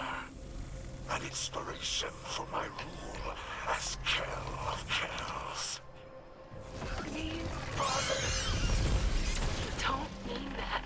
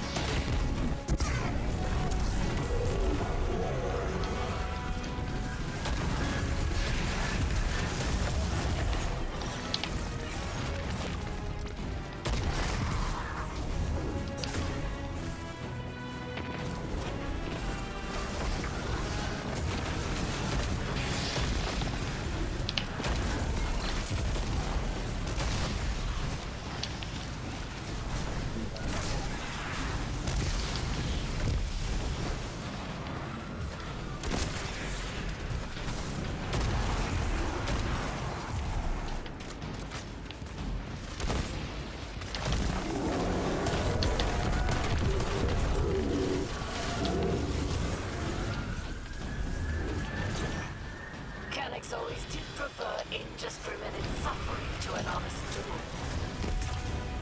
They deserve to die as scorn.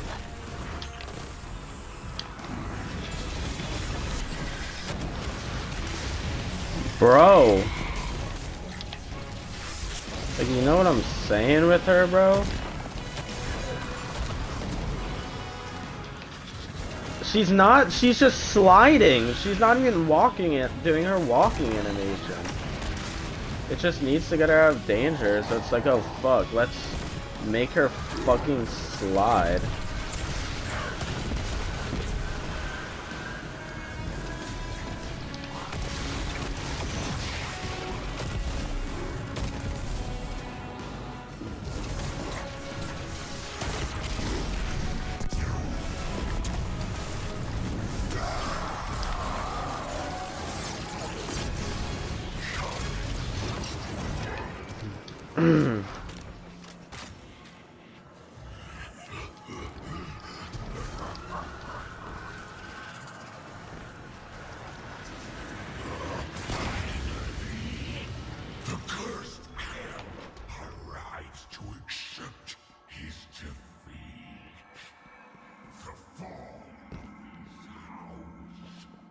Talking about Mithrax.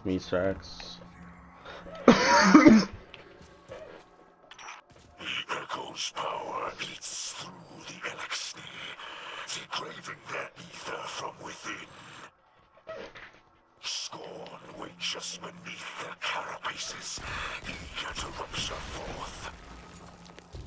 Molting, evolving, becoming anew, as am I.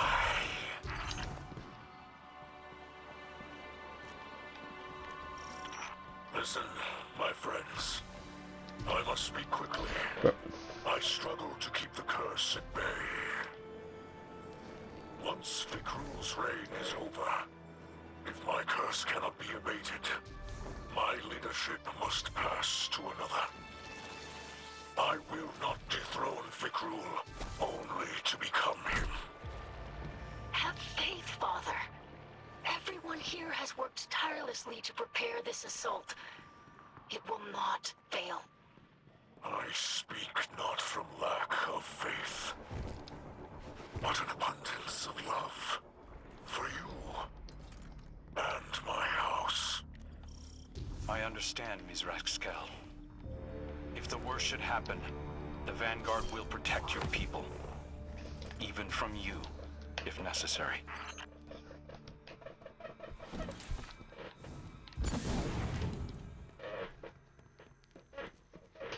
See, like, maybe these are actually important.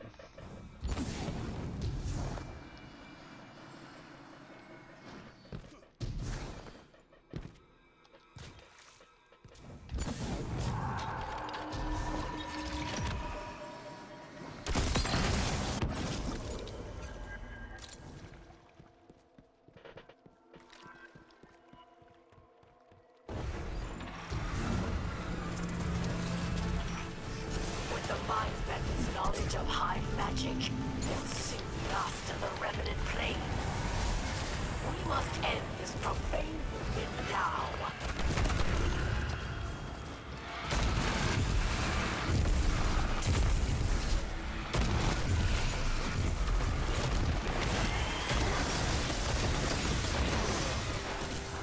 Oh, what the fuck was stopping my shot? Bro, I shot her 3 fucking times and 2 of them were blanks. Like, what the fuck is this game sometimes?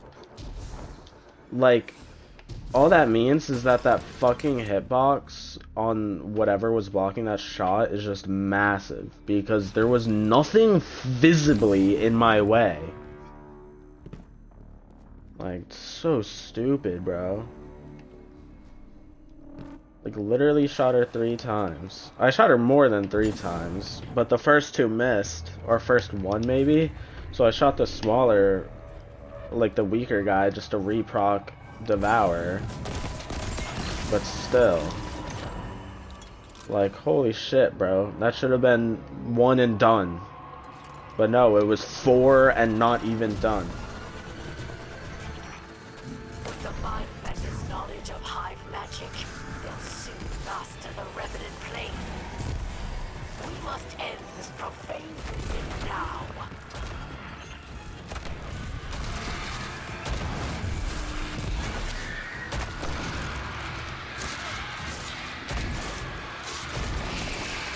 Like, what the fuck?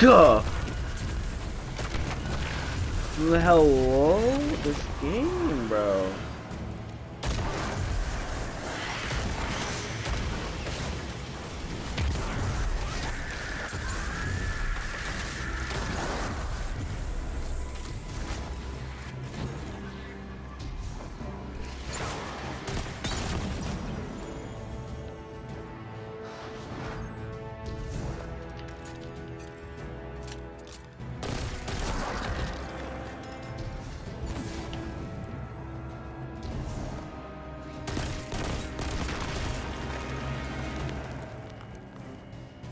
Oh my god, I'm gonna have to go back in.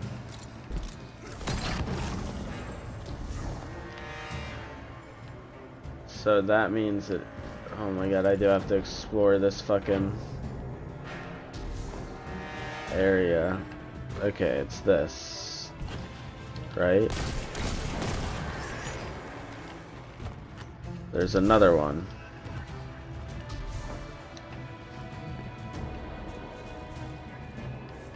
They have to be within here though, right?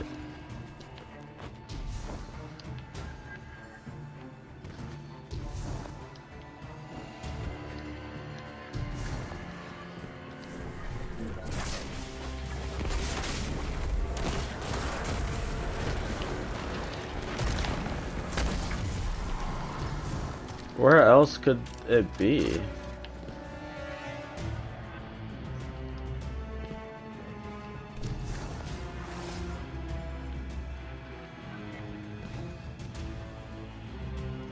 Oh my god.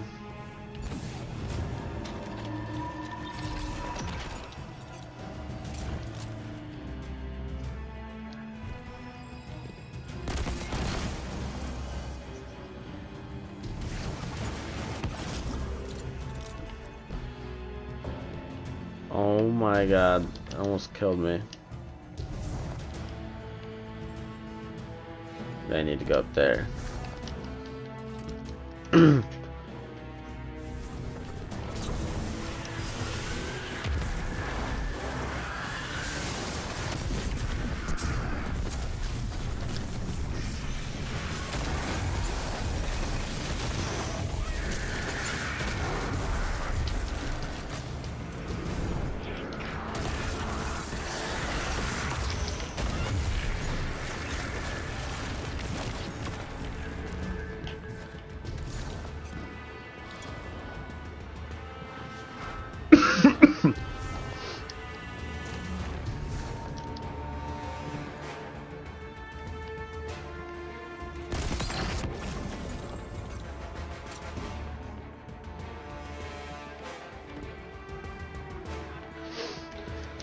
Okay.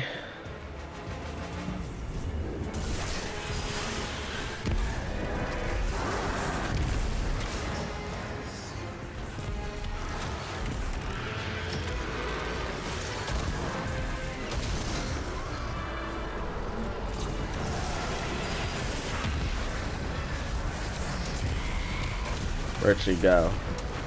I saw that fucking bitch, bro.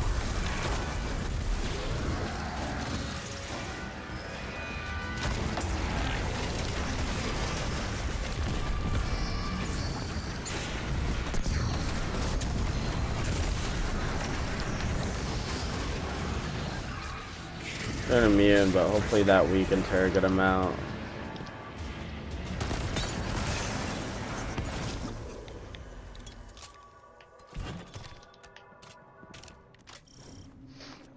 Because my super kind of indirectly hit her, so I don't know if that's gonna, if that killed her.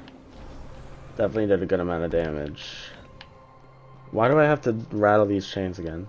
The apothecary is free to go. Why is she still here?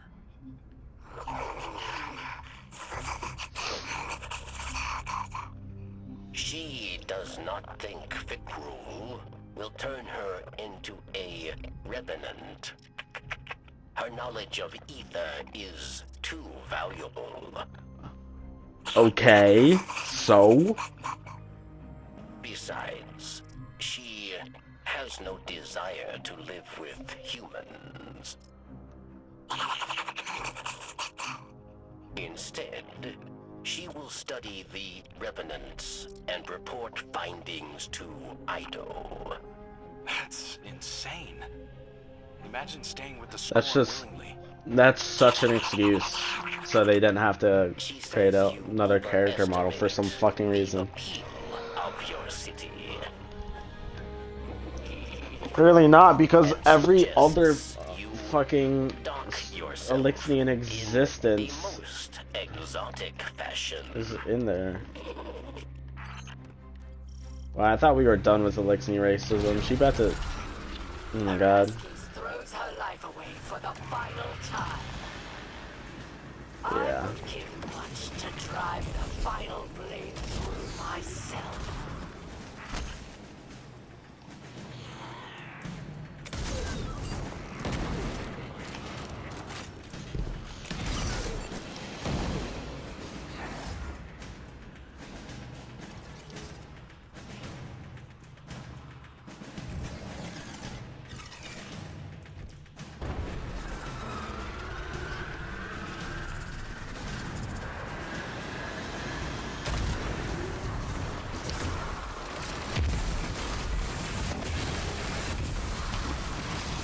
So stupid.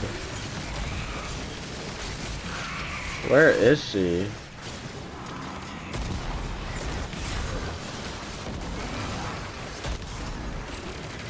Of course she goes invis.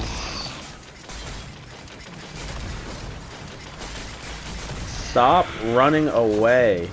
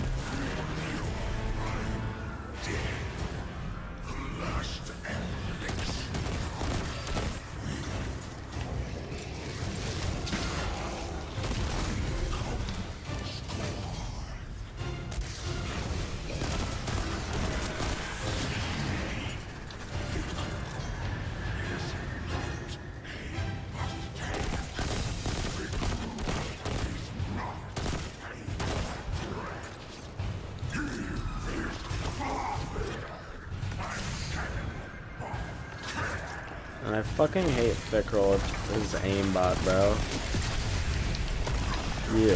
You're who I want to kill.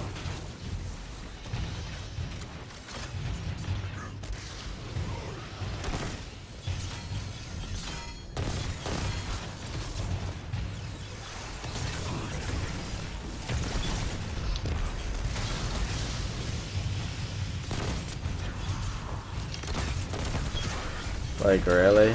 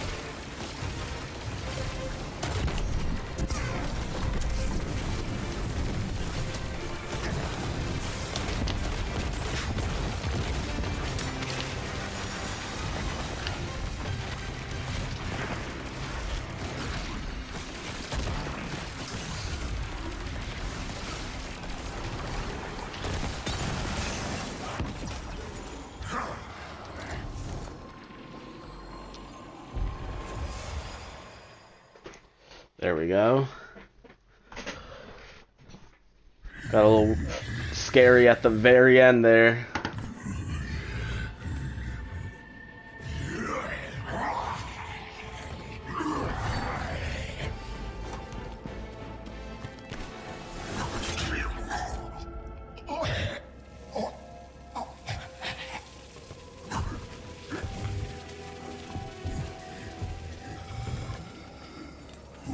save my children.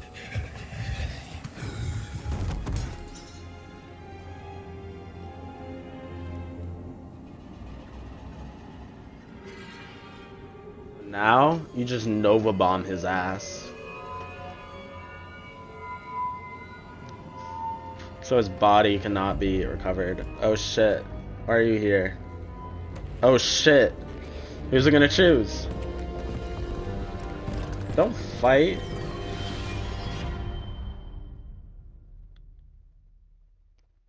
It's gonna choose Ixis.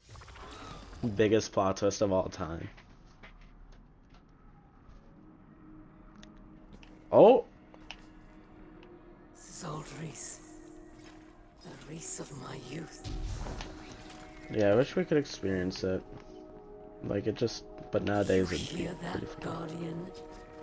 Yes, the echo. Speaks to us. It is a memory of old Reese, of a moment before the whirlwind, during an age of heroes. The echo wants to return home, to make Reese all of this whole again. Am I gonna see And Misrak's wants me vision? as its new bearer. Does it though? But where? So what's up with Misrax though? Is it gonna show us I have a vision of conditions. him?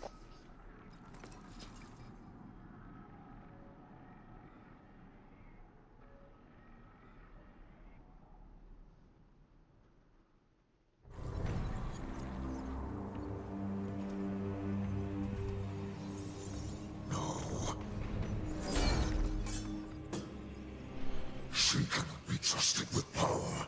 She knows only war. After all I've done for our people, the echo belongs to me. That's awesome. I alone can cast, first and last. There are no others.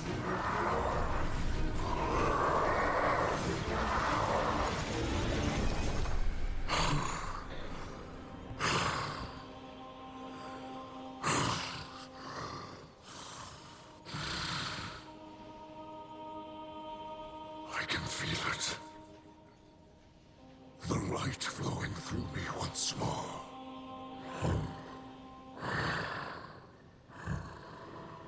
You have my gratitude. Aramiscal.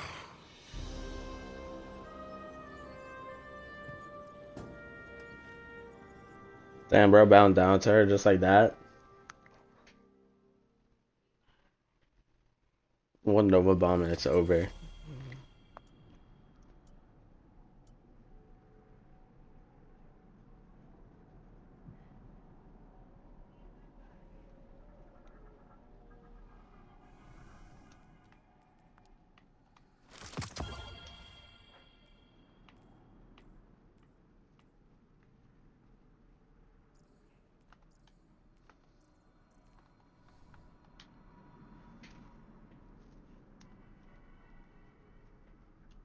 I can't even check my quest page. Oh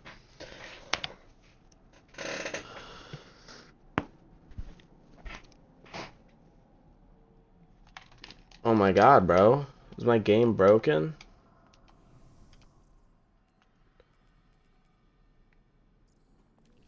I can't even check my quest.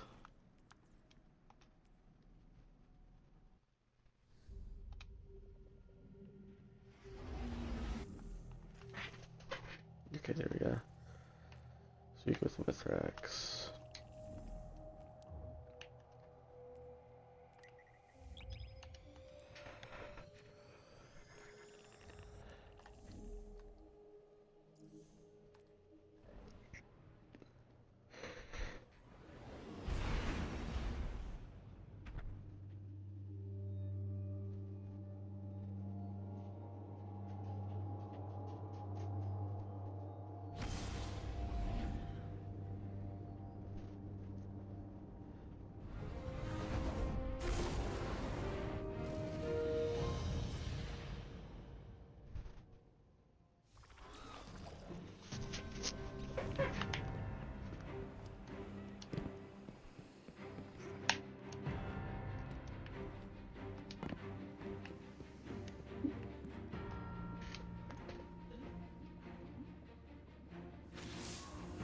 greet you in the light once again, Guardian. You have prevented another whirlwind and brought honor to the title of Slayer Baron. I am now Kell of Kells, but I do not embrace it with 4 arms. Though I feel the light flow through me once more, I fear the God of Pain will always be with me. A lingering note of discord in my blood. Discord. I thought to make Aramis or Varric's Kell of Kells, but they refused. Aramis offered me the Echo, but I could not accept. It has chosen her. Ido would keep the Echo in Soul to clarify the ether of the Scorn, but it is too great a threat. We cannot risk another mass corruption. Instead, Aramis will take the Echo far from this system. Perhaps she can finally create a new Elixir homeworld, as she always dreamed. Besides, House Light has all it needs here. Kin, allies, and the great machine above.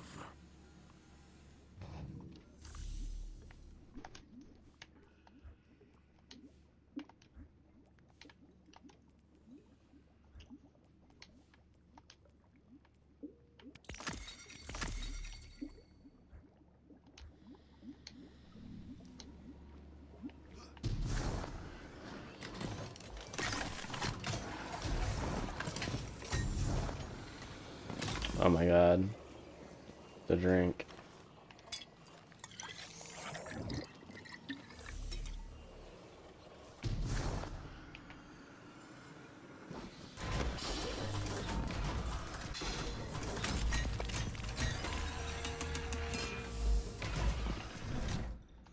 I'm the scribe of our house. Even so, I don't know if I can find the right words to thank you for everything you've done. My father's soul is intact. The houses of light and salvation are safe. And you made all of this possible. I really should thank you formally as a Slayer Baron of our house. But I hope you know that I consider you a true friend. I don't know if we can call Aramis Kell a friend, but I owe her much. She could have taken the Echo and abandoned us, but she chose to help. Do you think our talks over the last few weeks got through to her? I'd like to think so. You gave her the chance to put some good in the world. Thank you for placing your faith in both of us, Guardian. The truth is, none of us can say what the future will bring. Maybe Varric's really Except will the Vex. rebuild the House of Judgment. Maybe we'll divide into many houses once again. Maybe the Elixir will drift away from Sol and find new worlds. For now, my people have a new Kell to unite them. To lead them along a path very different from the one that the Kells of old envisioned for us. Whatever comes, you'll always have a place in that future, Guardian. And a place in the House of Light.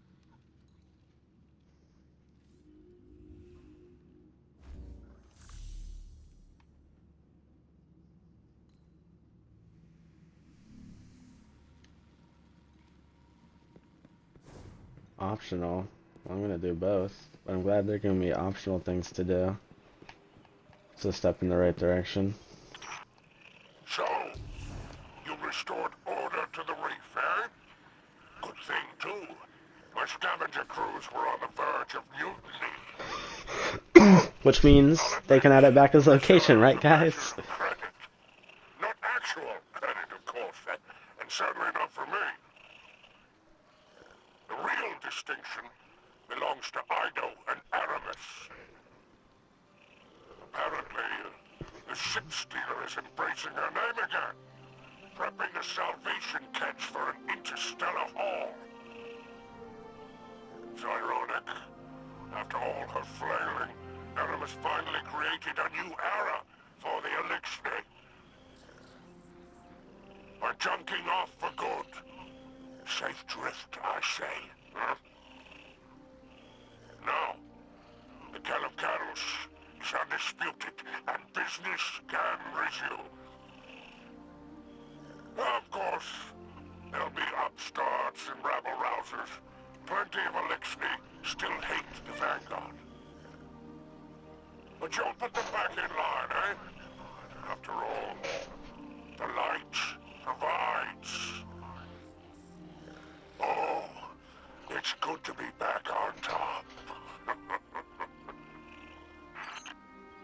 Guardian, I wanted to drop a quick thank you. I've learned a lot from my first assignment as Hunter Vanguard, and I couldn't have done it without you. Looking back, I might have been a little uptight about the rules. I didn't want to take too many risks on my first time out. Being Hunter Vanguard is a risky business. No way around it. I'm sure Cade would agree. And our riskiest move of all, setting Aramis free, ended up being our saving grace. The Echo chose her to cure Mizrax's Kell and rebuild Old Reese. Her devotion to her people outweighed her hatred of humanity after all. And now that Mizrax is Kell of Kells, she can leave in good conscience, knowing that the Elixni of Soul are in good hands. Of course, that still leaves the city leaders. They're pretty upset that Aramis is in the wind. But they'll forget about her soon enough. Not me, though. I'll remember her as an unrelenting headache who helped put Uldren's most desperate mistake to rest and changed the course of Elixni history forever.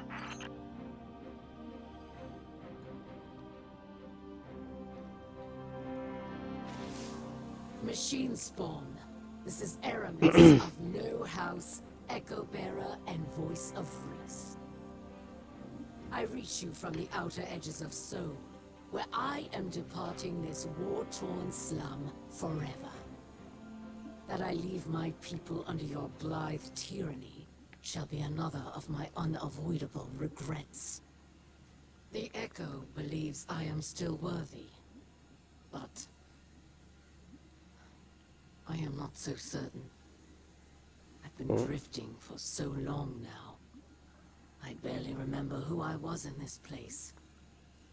The Kell I am now has scars, faults, debts to repay. I've made so many compromises. Can I truly say I am of Old Reese? Ida would have me stay, of course, using my new power to reclaim Scorn from the darkness. But the Echo calls me home. Its song resonates through every drop of my being. It sounds like gusts of ether flowing through canyons, boiling as clouds and condensing as dew, nourishing a paradise safe from humanity and the great machine. My kin will once again be weavers and dancers, instead of the scrabbling insects you made us. Soon enough, the machine spawn will be no more than a legend to frighten hatchlings. I shall build a new life with my family, and think of you no more.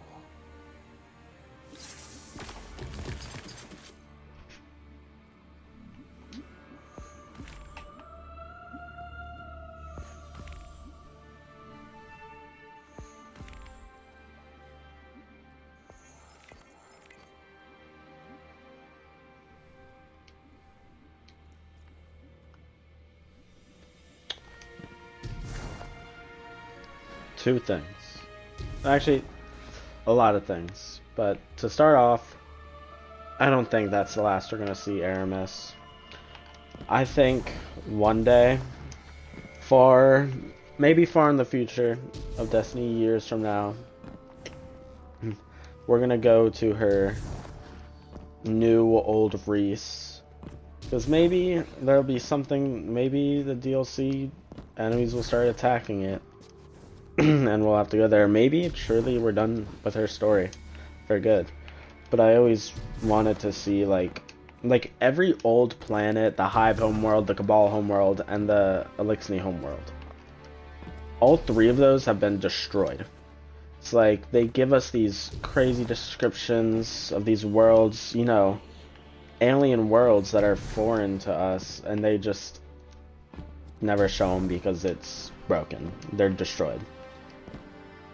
But this is almost a chance to see that. And I think it'd be cool if we actually go there. There's some threat there on like maybe like a minor threat, but just like a threat big enough for it to be a DLC threat. And the planetary vendor can be no other than Aramis herself. Like a twist from being a DLC villain to the vendor that helps us along the way. That'd be cool. Although I doubt I can see a threat that would be big enough that she can't handle now with the Echo. That we would have to. Second thing.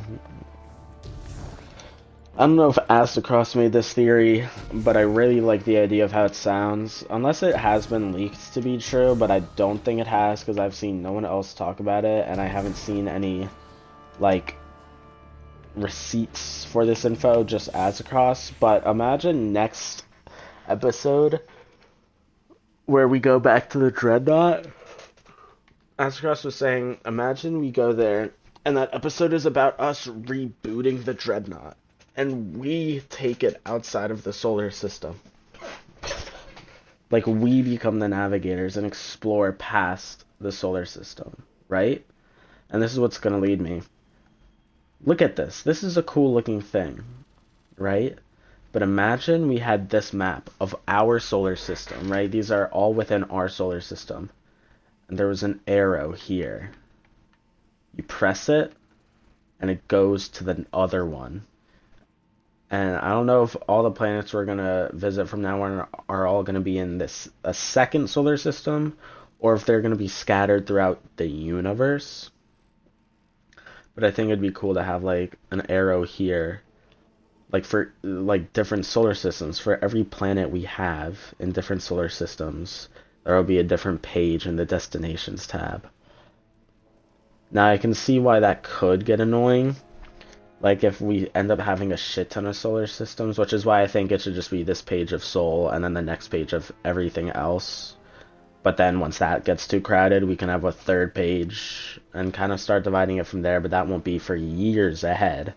And of course, on those pages, we'll have the Vanguard, Crucible, Gambit, and Legends tab at the top, and this at the top right of all of those as well, just because that it makes sense.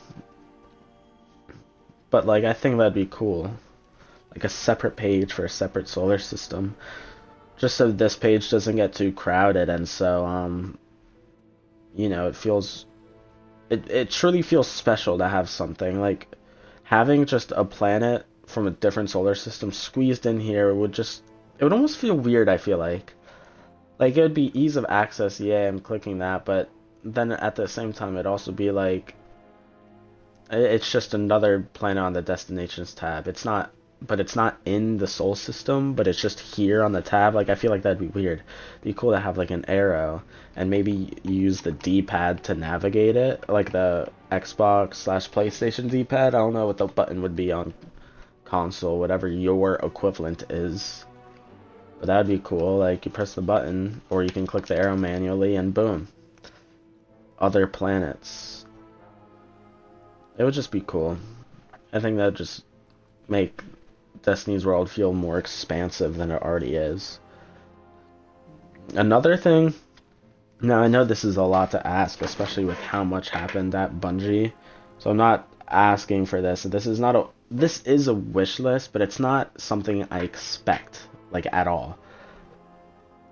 But, and it's not like they have really ever done this, except for during the launch of the game, or during what is it, Forsaken. But releasing multiple destinations is like in one DLC could be something so special. Like for Forsaken, they dropped the Tangled Shore, but they also had the Dreaming City. Like 2 destinations in one, and both of them were very expansive and very well thought out and crafted, and are some of the two best destinations they've probably ever created. And they removed one of them. But imagine that.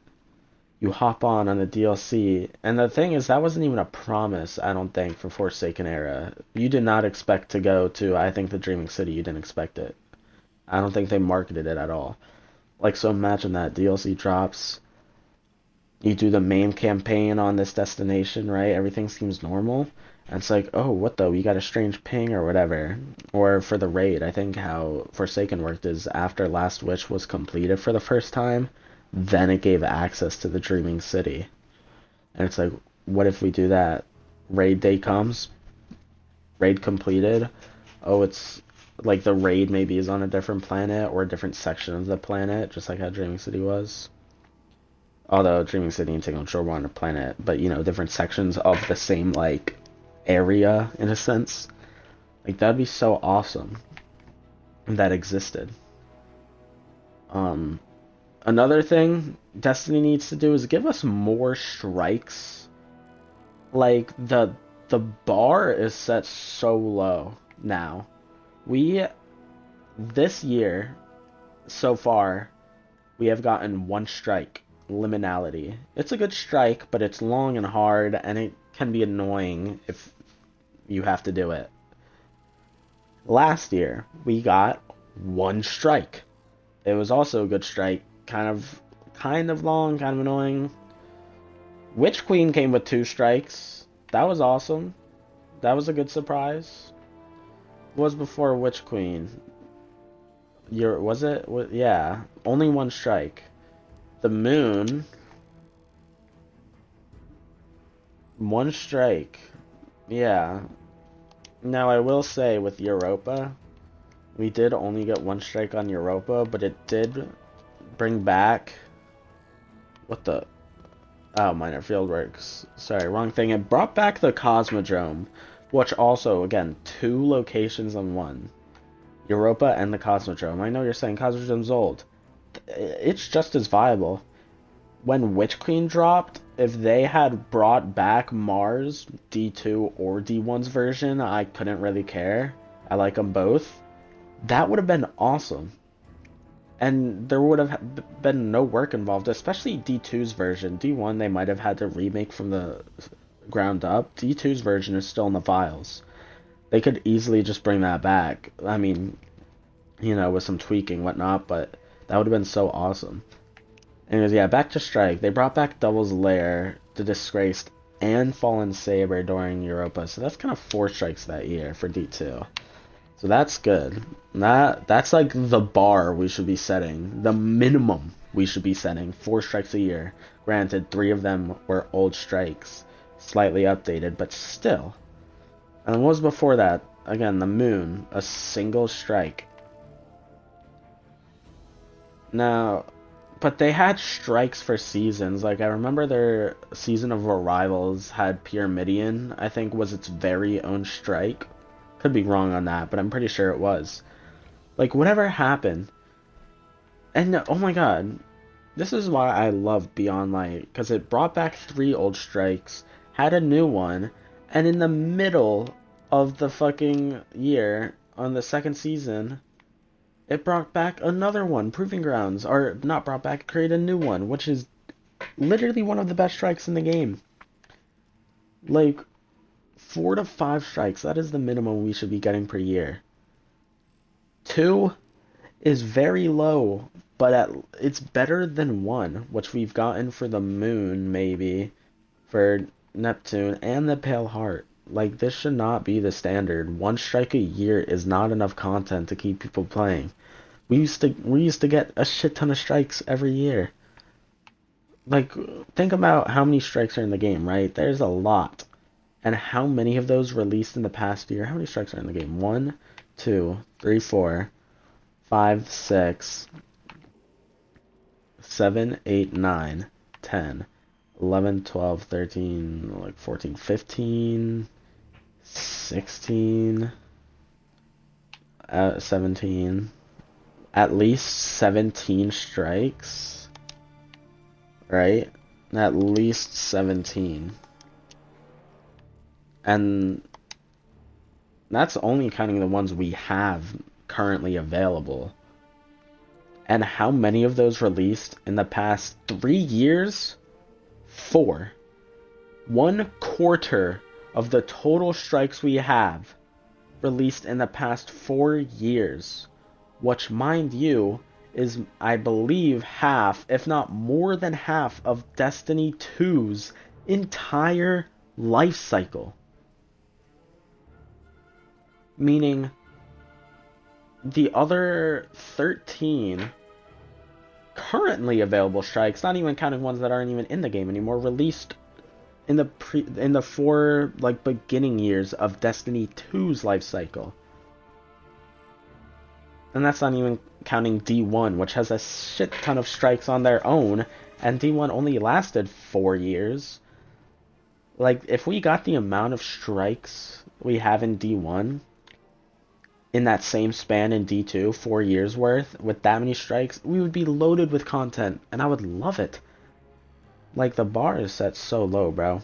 This game. Like, I love it to death, and I love the lore, and the art direction is some of the best I think I've seen in the gaming industry. Like, it is, like, when I say something has good art direction, I mean it is something I've never seen before. Like, I look at something, I'm like, wow, that is truly something I've never seen before. I don't think anyone has seen before. Like, The Witness, Rolk, like, all the character designs and stuff. It's just such creative genius that truly nothing has, like, came up with something similar.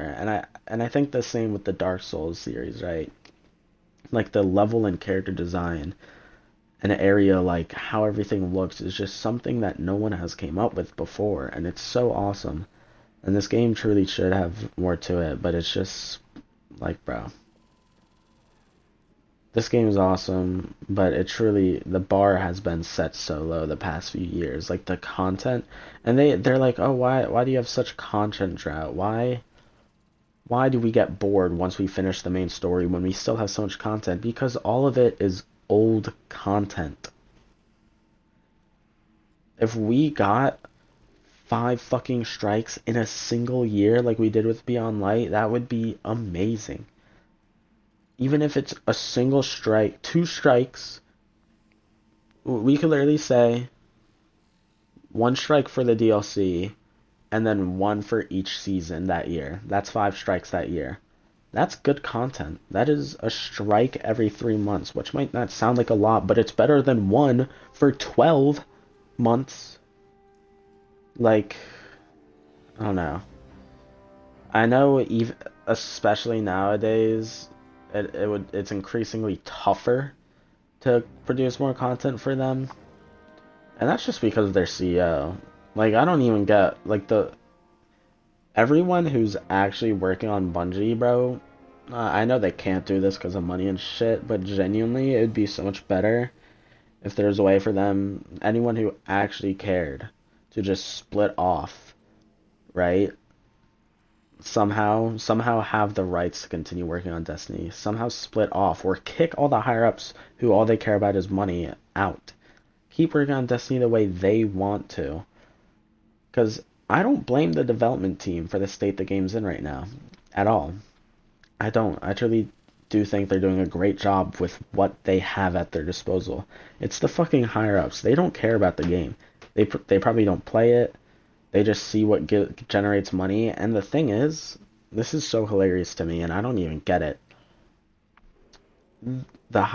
According to ex-Bungie employees, the higher ups literally said after Forsaken that, like, when they were producing Shadowkeep, they're like, no, don't do something as high, like, as Forsaken, as great as that was, because we don't want to set the bar so high, because then when something doesn't reach that bar, the hopes of people will be down and we'll make less money, basically.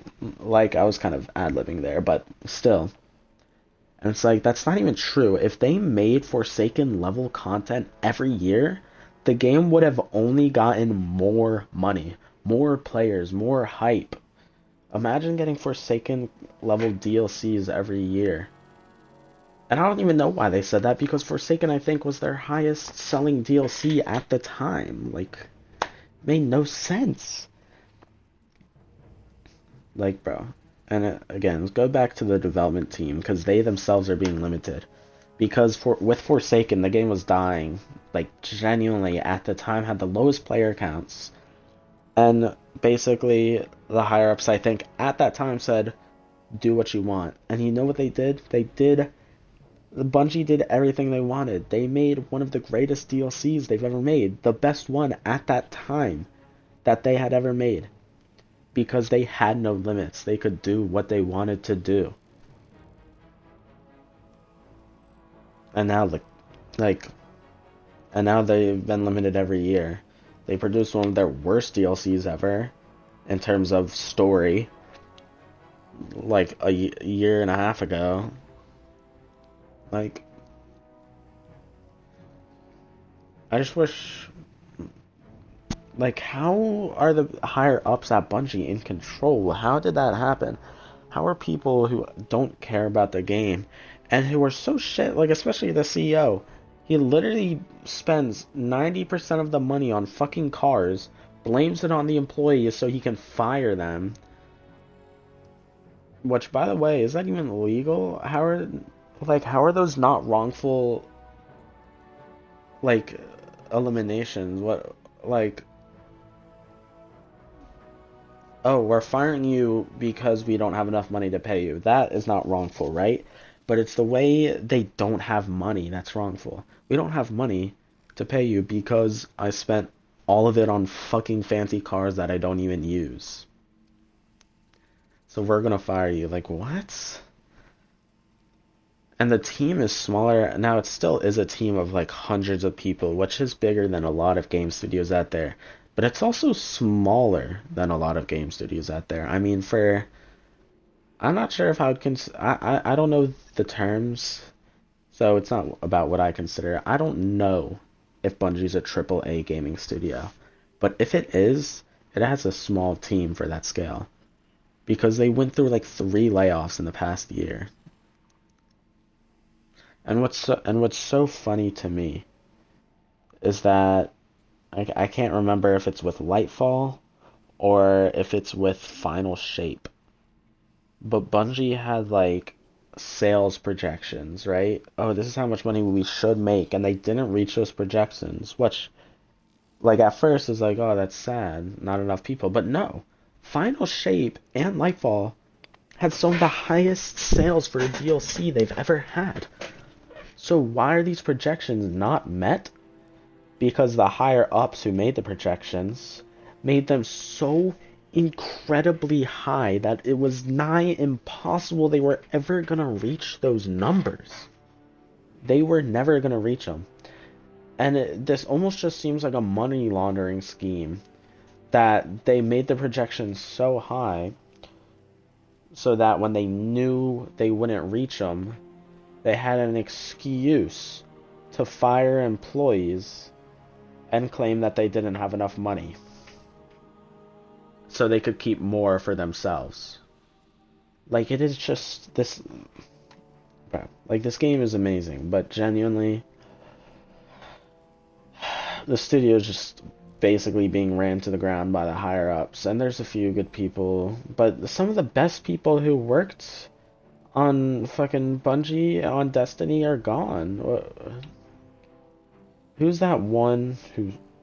I can't remember his name, but the one guy who sat down, like, during Lightfall when it was in such a bad state, and everyone was complaining, one guy sat down on his own, not in a fancy, like, pre-recorded video, but in literally his room, his home apartment, and just talked about things. And I don't think it was pre-recorded, because I feel like I remember him like saying things to the chat and stuff.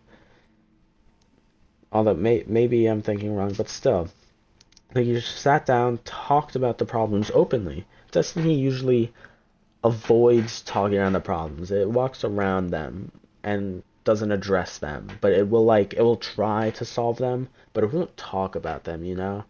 Which just makes it seem like the game's not listening. Like, even if they do solve them, it just still makes it seem like they're not listening because they're not actively addressing us. They're just in their mind, they're like, yeah, we'll solve this problem, but we're not gonna tell anyone. Like, what? But he sat there, talked about all these problems, talked about how they're gonna try to address them and fix them, and it was so good. And I fucking love that guy, but he's not even working there anymore, I don't think. I think he left. And I don't think he was fired. I think he was one of the lucky people who willingly left Bungie just to pursue different things. But like, man, I fucking love this game. And I'm gonna continue playing it as long as it doesn't get so bad and so unbearably boring. I'm gonna continue playing it. And I just hope that their fucking CEOs and higher ups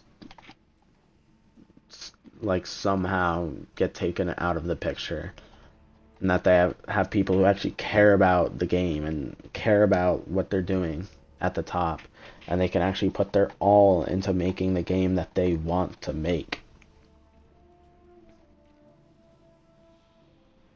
Man, I just went on a really long fucking rant about this shit, but it's how I truly feel. I'm a Destiny defender. I hate when people talk bad about the game. And when people say the game is in a bad state right now, I think they're wrong. I think the game is in one of the best states it has been in for a while. I think Bungie is in a bad state right now. And because I don't see how you can look at Beyond Light or Witch Queen, say that was in a good state, and then say now the game's in a bad state when it has all the same exact content, but also like twice as much. Because like that logically doesn't make sense to me. And I know more doesn't equal good, but when all that more is good, then the game is good, because everything since Witch Queen has been decently good in terms of gameplay. Sure, the story of Lightfall was shit, but it was a fun DLC. And I don't see how you can sit there and say that right now the game is in the worst state it's ever been, because the content is fun. Everything here is fun. Just because the story might be bad at times doesn't make it bad. And the player count is low. And again, that's a stupid excuse to call the game in a bad state just because the player count is low. It's bad for Bungie. Again, it's bad for Bungie. Because, oh my god, this music. Is this gonna... Because... If I open my Xbox menu, does it stop the music on the street? Yes. So, like, it's bad for Bungie, right? Because they're gonna get less money out of it, and they're gonna be able to do less than what they wanted to do. But at the same time, the higher-ups, we're gonna limit them anyways, right? But I don't think the game's in a bad state because it has a low player count, because a lot of players said they were gonna leave during Final Shape, and those same players loved Final Shape. They just left because they saw it as a good ending to them. That is not the game being in a bad state. That is just them leaving the story where they want to leave it. It's the same as, this is going to sound funny, it's the same as the SpongeBob movie. The original SpongeBob movie is the original creator's ending. They've made more to that, right? They've made more SpongeBob since then. They're still making SpongeBob. But to a lot of people, including myself, I think of the original SpongeBob movie as the ending. I may sit there and watch, SpongeBob episodes from time to time, but I just think of it as non-canon material. They're just goofing off. This is just shit. Or maybe this all took place before the movie. The movie is the ending, And so a lot of players can do the same thing about Final Shape. Hey, We stopped playing Final Shape after that. We loved it, right? We loved the SpongeBob movie. We loved Final Shape. This is our ending. Maybe we'll hop back time to time. Maybe we won't. We'll watch some YouTube videos about it or whatever. But I'm just not going to think about it. My canon ending's there. That doesn't mean it was bad. That just means that's where I wanted to stop. SpongeBob. A lot of the newer episodes aren't bad. A lot of them are funny and entertaining. That doesn't mean like that I'm gonna I'm not gonna call the newer SpongeBob episodes bad simply because I think that the SpongeBob movie was a good ending, because they're not. Same with now. I'm not gonna sit here and say that Destiny, the game right now, is bad simply because a lot of people aren't playing and consider that the ending. Because it doesn't make sense. That is a flawed argument. And I don't want to give my takes on a bunch of things, but I feel like I might as well since I'm here. Crafting. I'm a mixed bag. I like crafting, but I think they oversaturated it. And I'm glad that they're finally stepping away from it again. I liked it. Like, planetary weapons, I think, are fine for crafting, because those are never really that good. And they're always so annoying to get. The planetary weapons, you always have to do, like, specific missions or specific quests, or you just have to get lucky when opening chests. So I think those are fine to be crafted, right? Because it's like, it's just annoying to get them, and the thought of finally crafting them. And then a big complaint I see with crafting nowadays too is that crafting is overpowered because they have enhanced traits. Normal weapons don't, but that's not even an argument anymore, because every weapon that has released in the, like, at least since Lightfall, and I think a couple in the season before, like, you can get enhanced traits on non-crafted weapons. Meaning if you get a god roll, a 5-for-5 roll, there is no point to crafting that weapon. And what's funny to me too is, like, crafting is good, yeah, and it is maybe slightly better because you can pick the roll instead of lucking it out, but on the chance, you get the roll you want anyways, there's no point. But at the same time, it's like, it's really like, I've seen someone use this as a complaint against crafting, but at the same time, I feel like it's more of like a reason why crafting is not as bad, is because why does it matter that the roll you want is 2% better, right? Unless it really makes that much difference, but it's not going to. Now you see the argument that person made in that video was like, oh,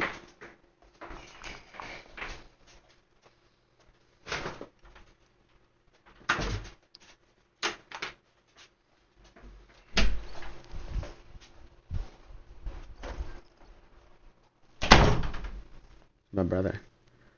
But the argument that person was making was crafting isn't needed because if you get like a good roll, then there's no need for crafting because it's not going to be that much better, and it's better for casuals, right? But then you're saying Destiny is not a casual friendly game, or you're saying like something about if you work a lot of hours, it shouldn't cater to you.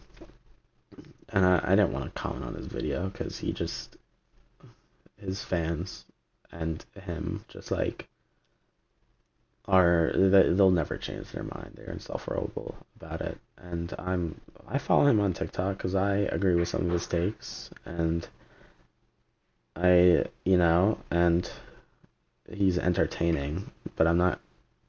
And I agree that about his whole take that crafting really isn't needed, and it was bad for the game maybe. But I'm not going to sit here and say that every opinion on why crafting is bad is good, because, like, yes, the game shouldn't cater to those people that work a lot, but to sit here and call everyone who works a lot a casual is also just wrong. It's just a different section. Someone could work 80 hours a week, but they could still be the sweatiest MF on Destiny. They could go flawless every weekend, but they're just unable to have enough time to do those things because they work that long. That doesn't mean they're casual. It just means they have a long work week. They could still be the best player you've ever seen, but they can't get shit done because they have a long work week. Which is why that argument is stupid on that video. It's just stupid. There could be someone who doesn't have work, right? Has never worked in their life and is like 25, and they could just be like someone who is casual. They can be a casual. They only hop on a few hours a day at most, and they barely do any of the high-end content. They don't work at all, but they're still casual, versus that person who works 80 hours a week isn't casual. So that argument of the game shouldn't cater to you, so crafting shouldn't be a thing because it doesn't need to be, like, it wasn't made for you guys. It shouldn't be a thing. Yes, and like he was saying basically because they were like, well, I like crafting because I work a lot.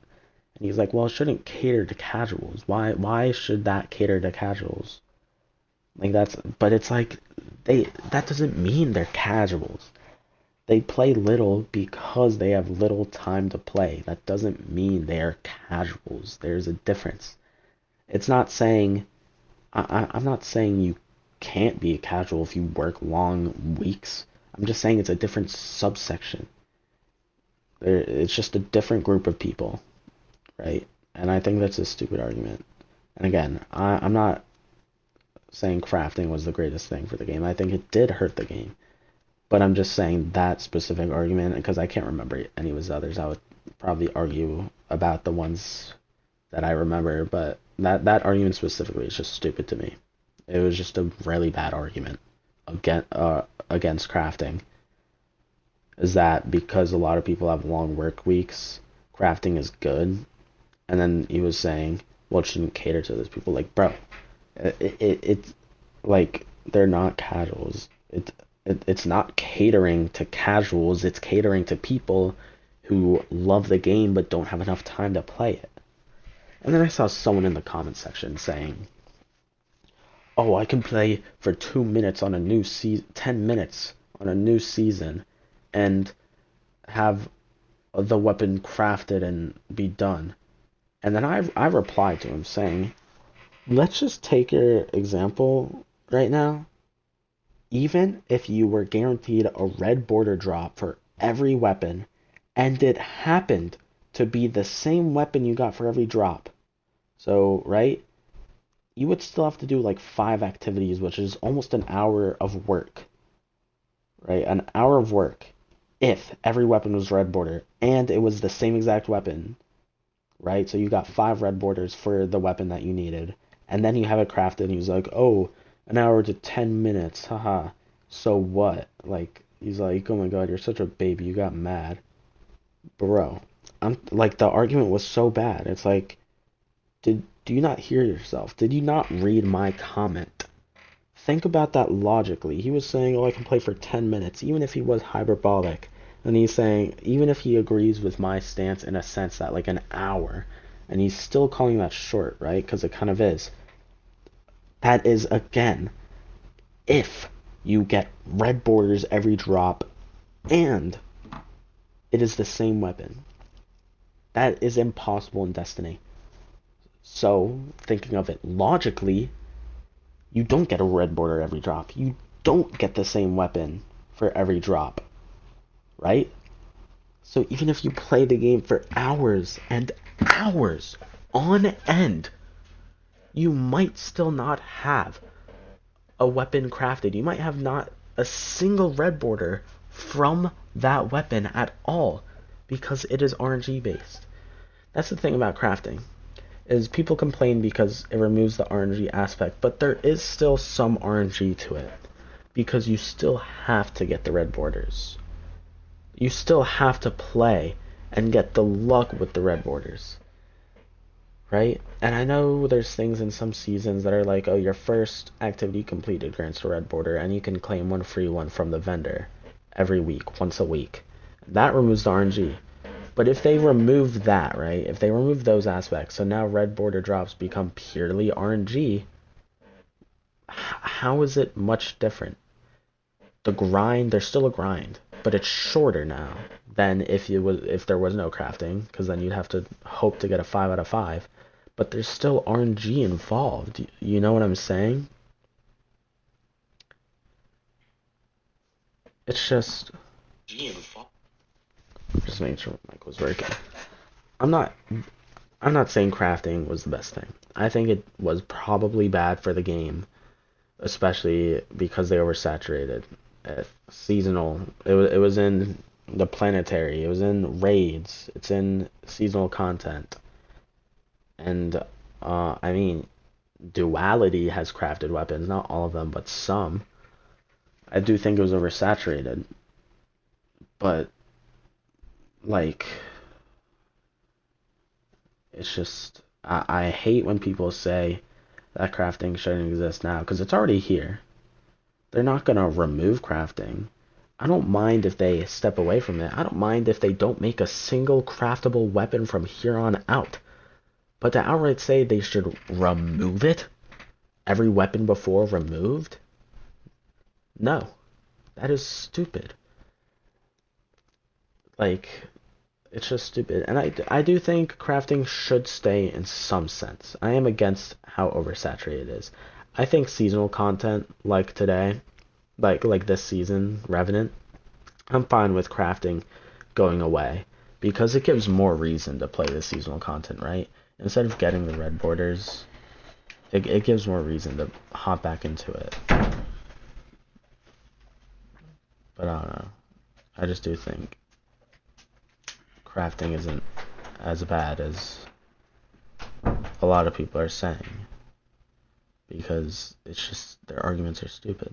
That's all it is. I think it should be both.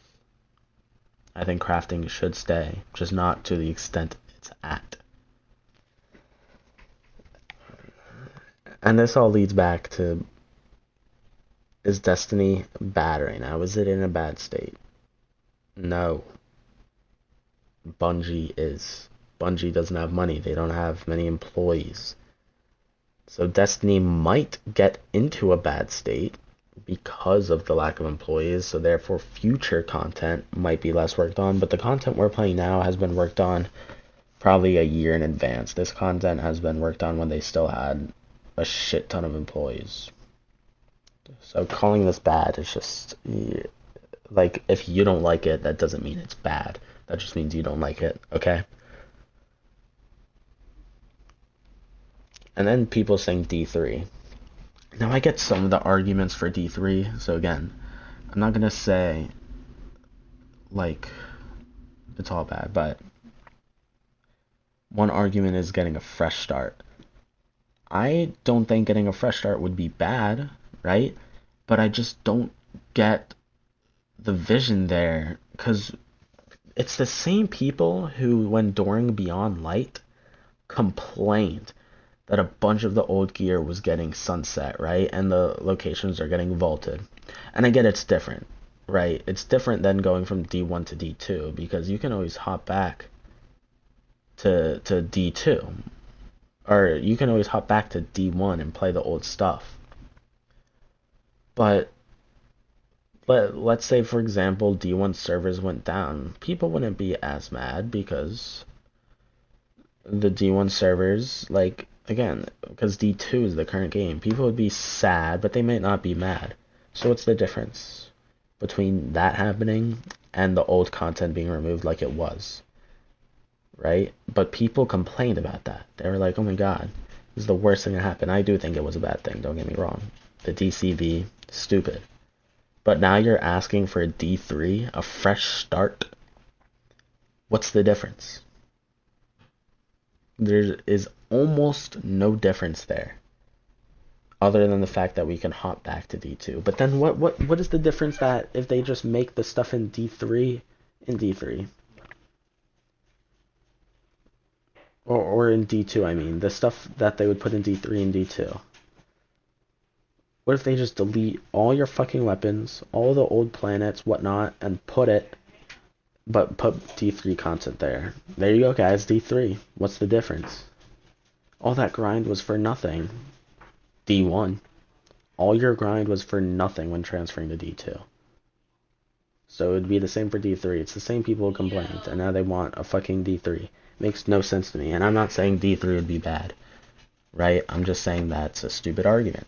And it's not necessarily a stupid argument, but I'm just saying you can't complain about the DCV and go here and say D3 would be good because of that exact same reason why the DCV exists. It's stupid. Another reason is the engine, because Destiny 2 was built on an engine meant to last 4 years, and they could start it on a new engine. But, and I get that, but aren't they updating the engine with every update? Isn't that what they're doing? Because the reason the DCV existed was because the engine was at its limit. That was the 4-year limit, and they had to vault stuff to bring in new stuff. But now it's been like another 4 years, or like it's been like 3 more years, right? Yet there hasn't really been vaulted content other than seasonal content, but that's like the norm. So what's the difference? It's because they have been updating the engine. They didn't replace it. They've just been updating the engine. They've been working through it slowly, right?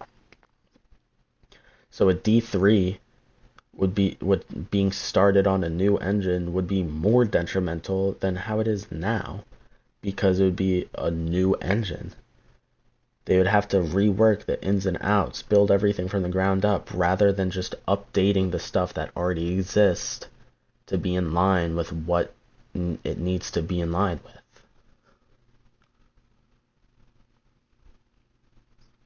I don't think D3 would be bad. I just think it's not needed. And a lot of the arguments for a D3 is the exact reason people hate on past stuff in D2. It just makes no sense. Anyways, exotic mission fun, but I hate doing it multiple times. Bungie, the development team, keep doing what you're doing. Higher ups, fuck you. And that's my stream. So goodbye. I'll see you some other time. Next stream's probably going to be Witcher 3 again. I don't know if I'm going to do it today. I'll probably stream tomorrow, which is also my birthday. But yeah, goodbye stream.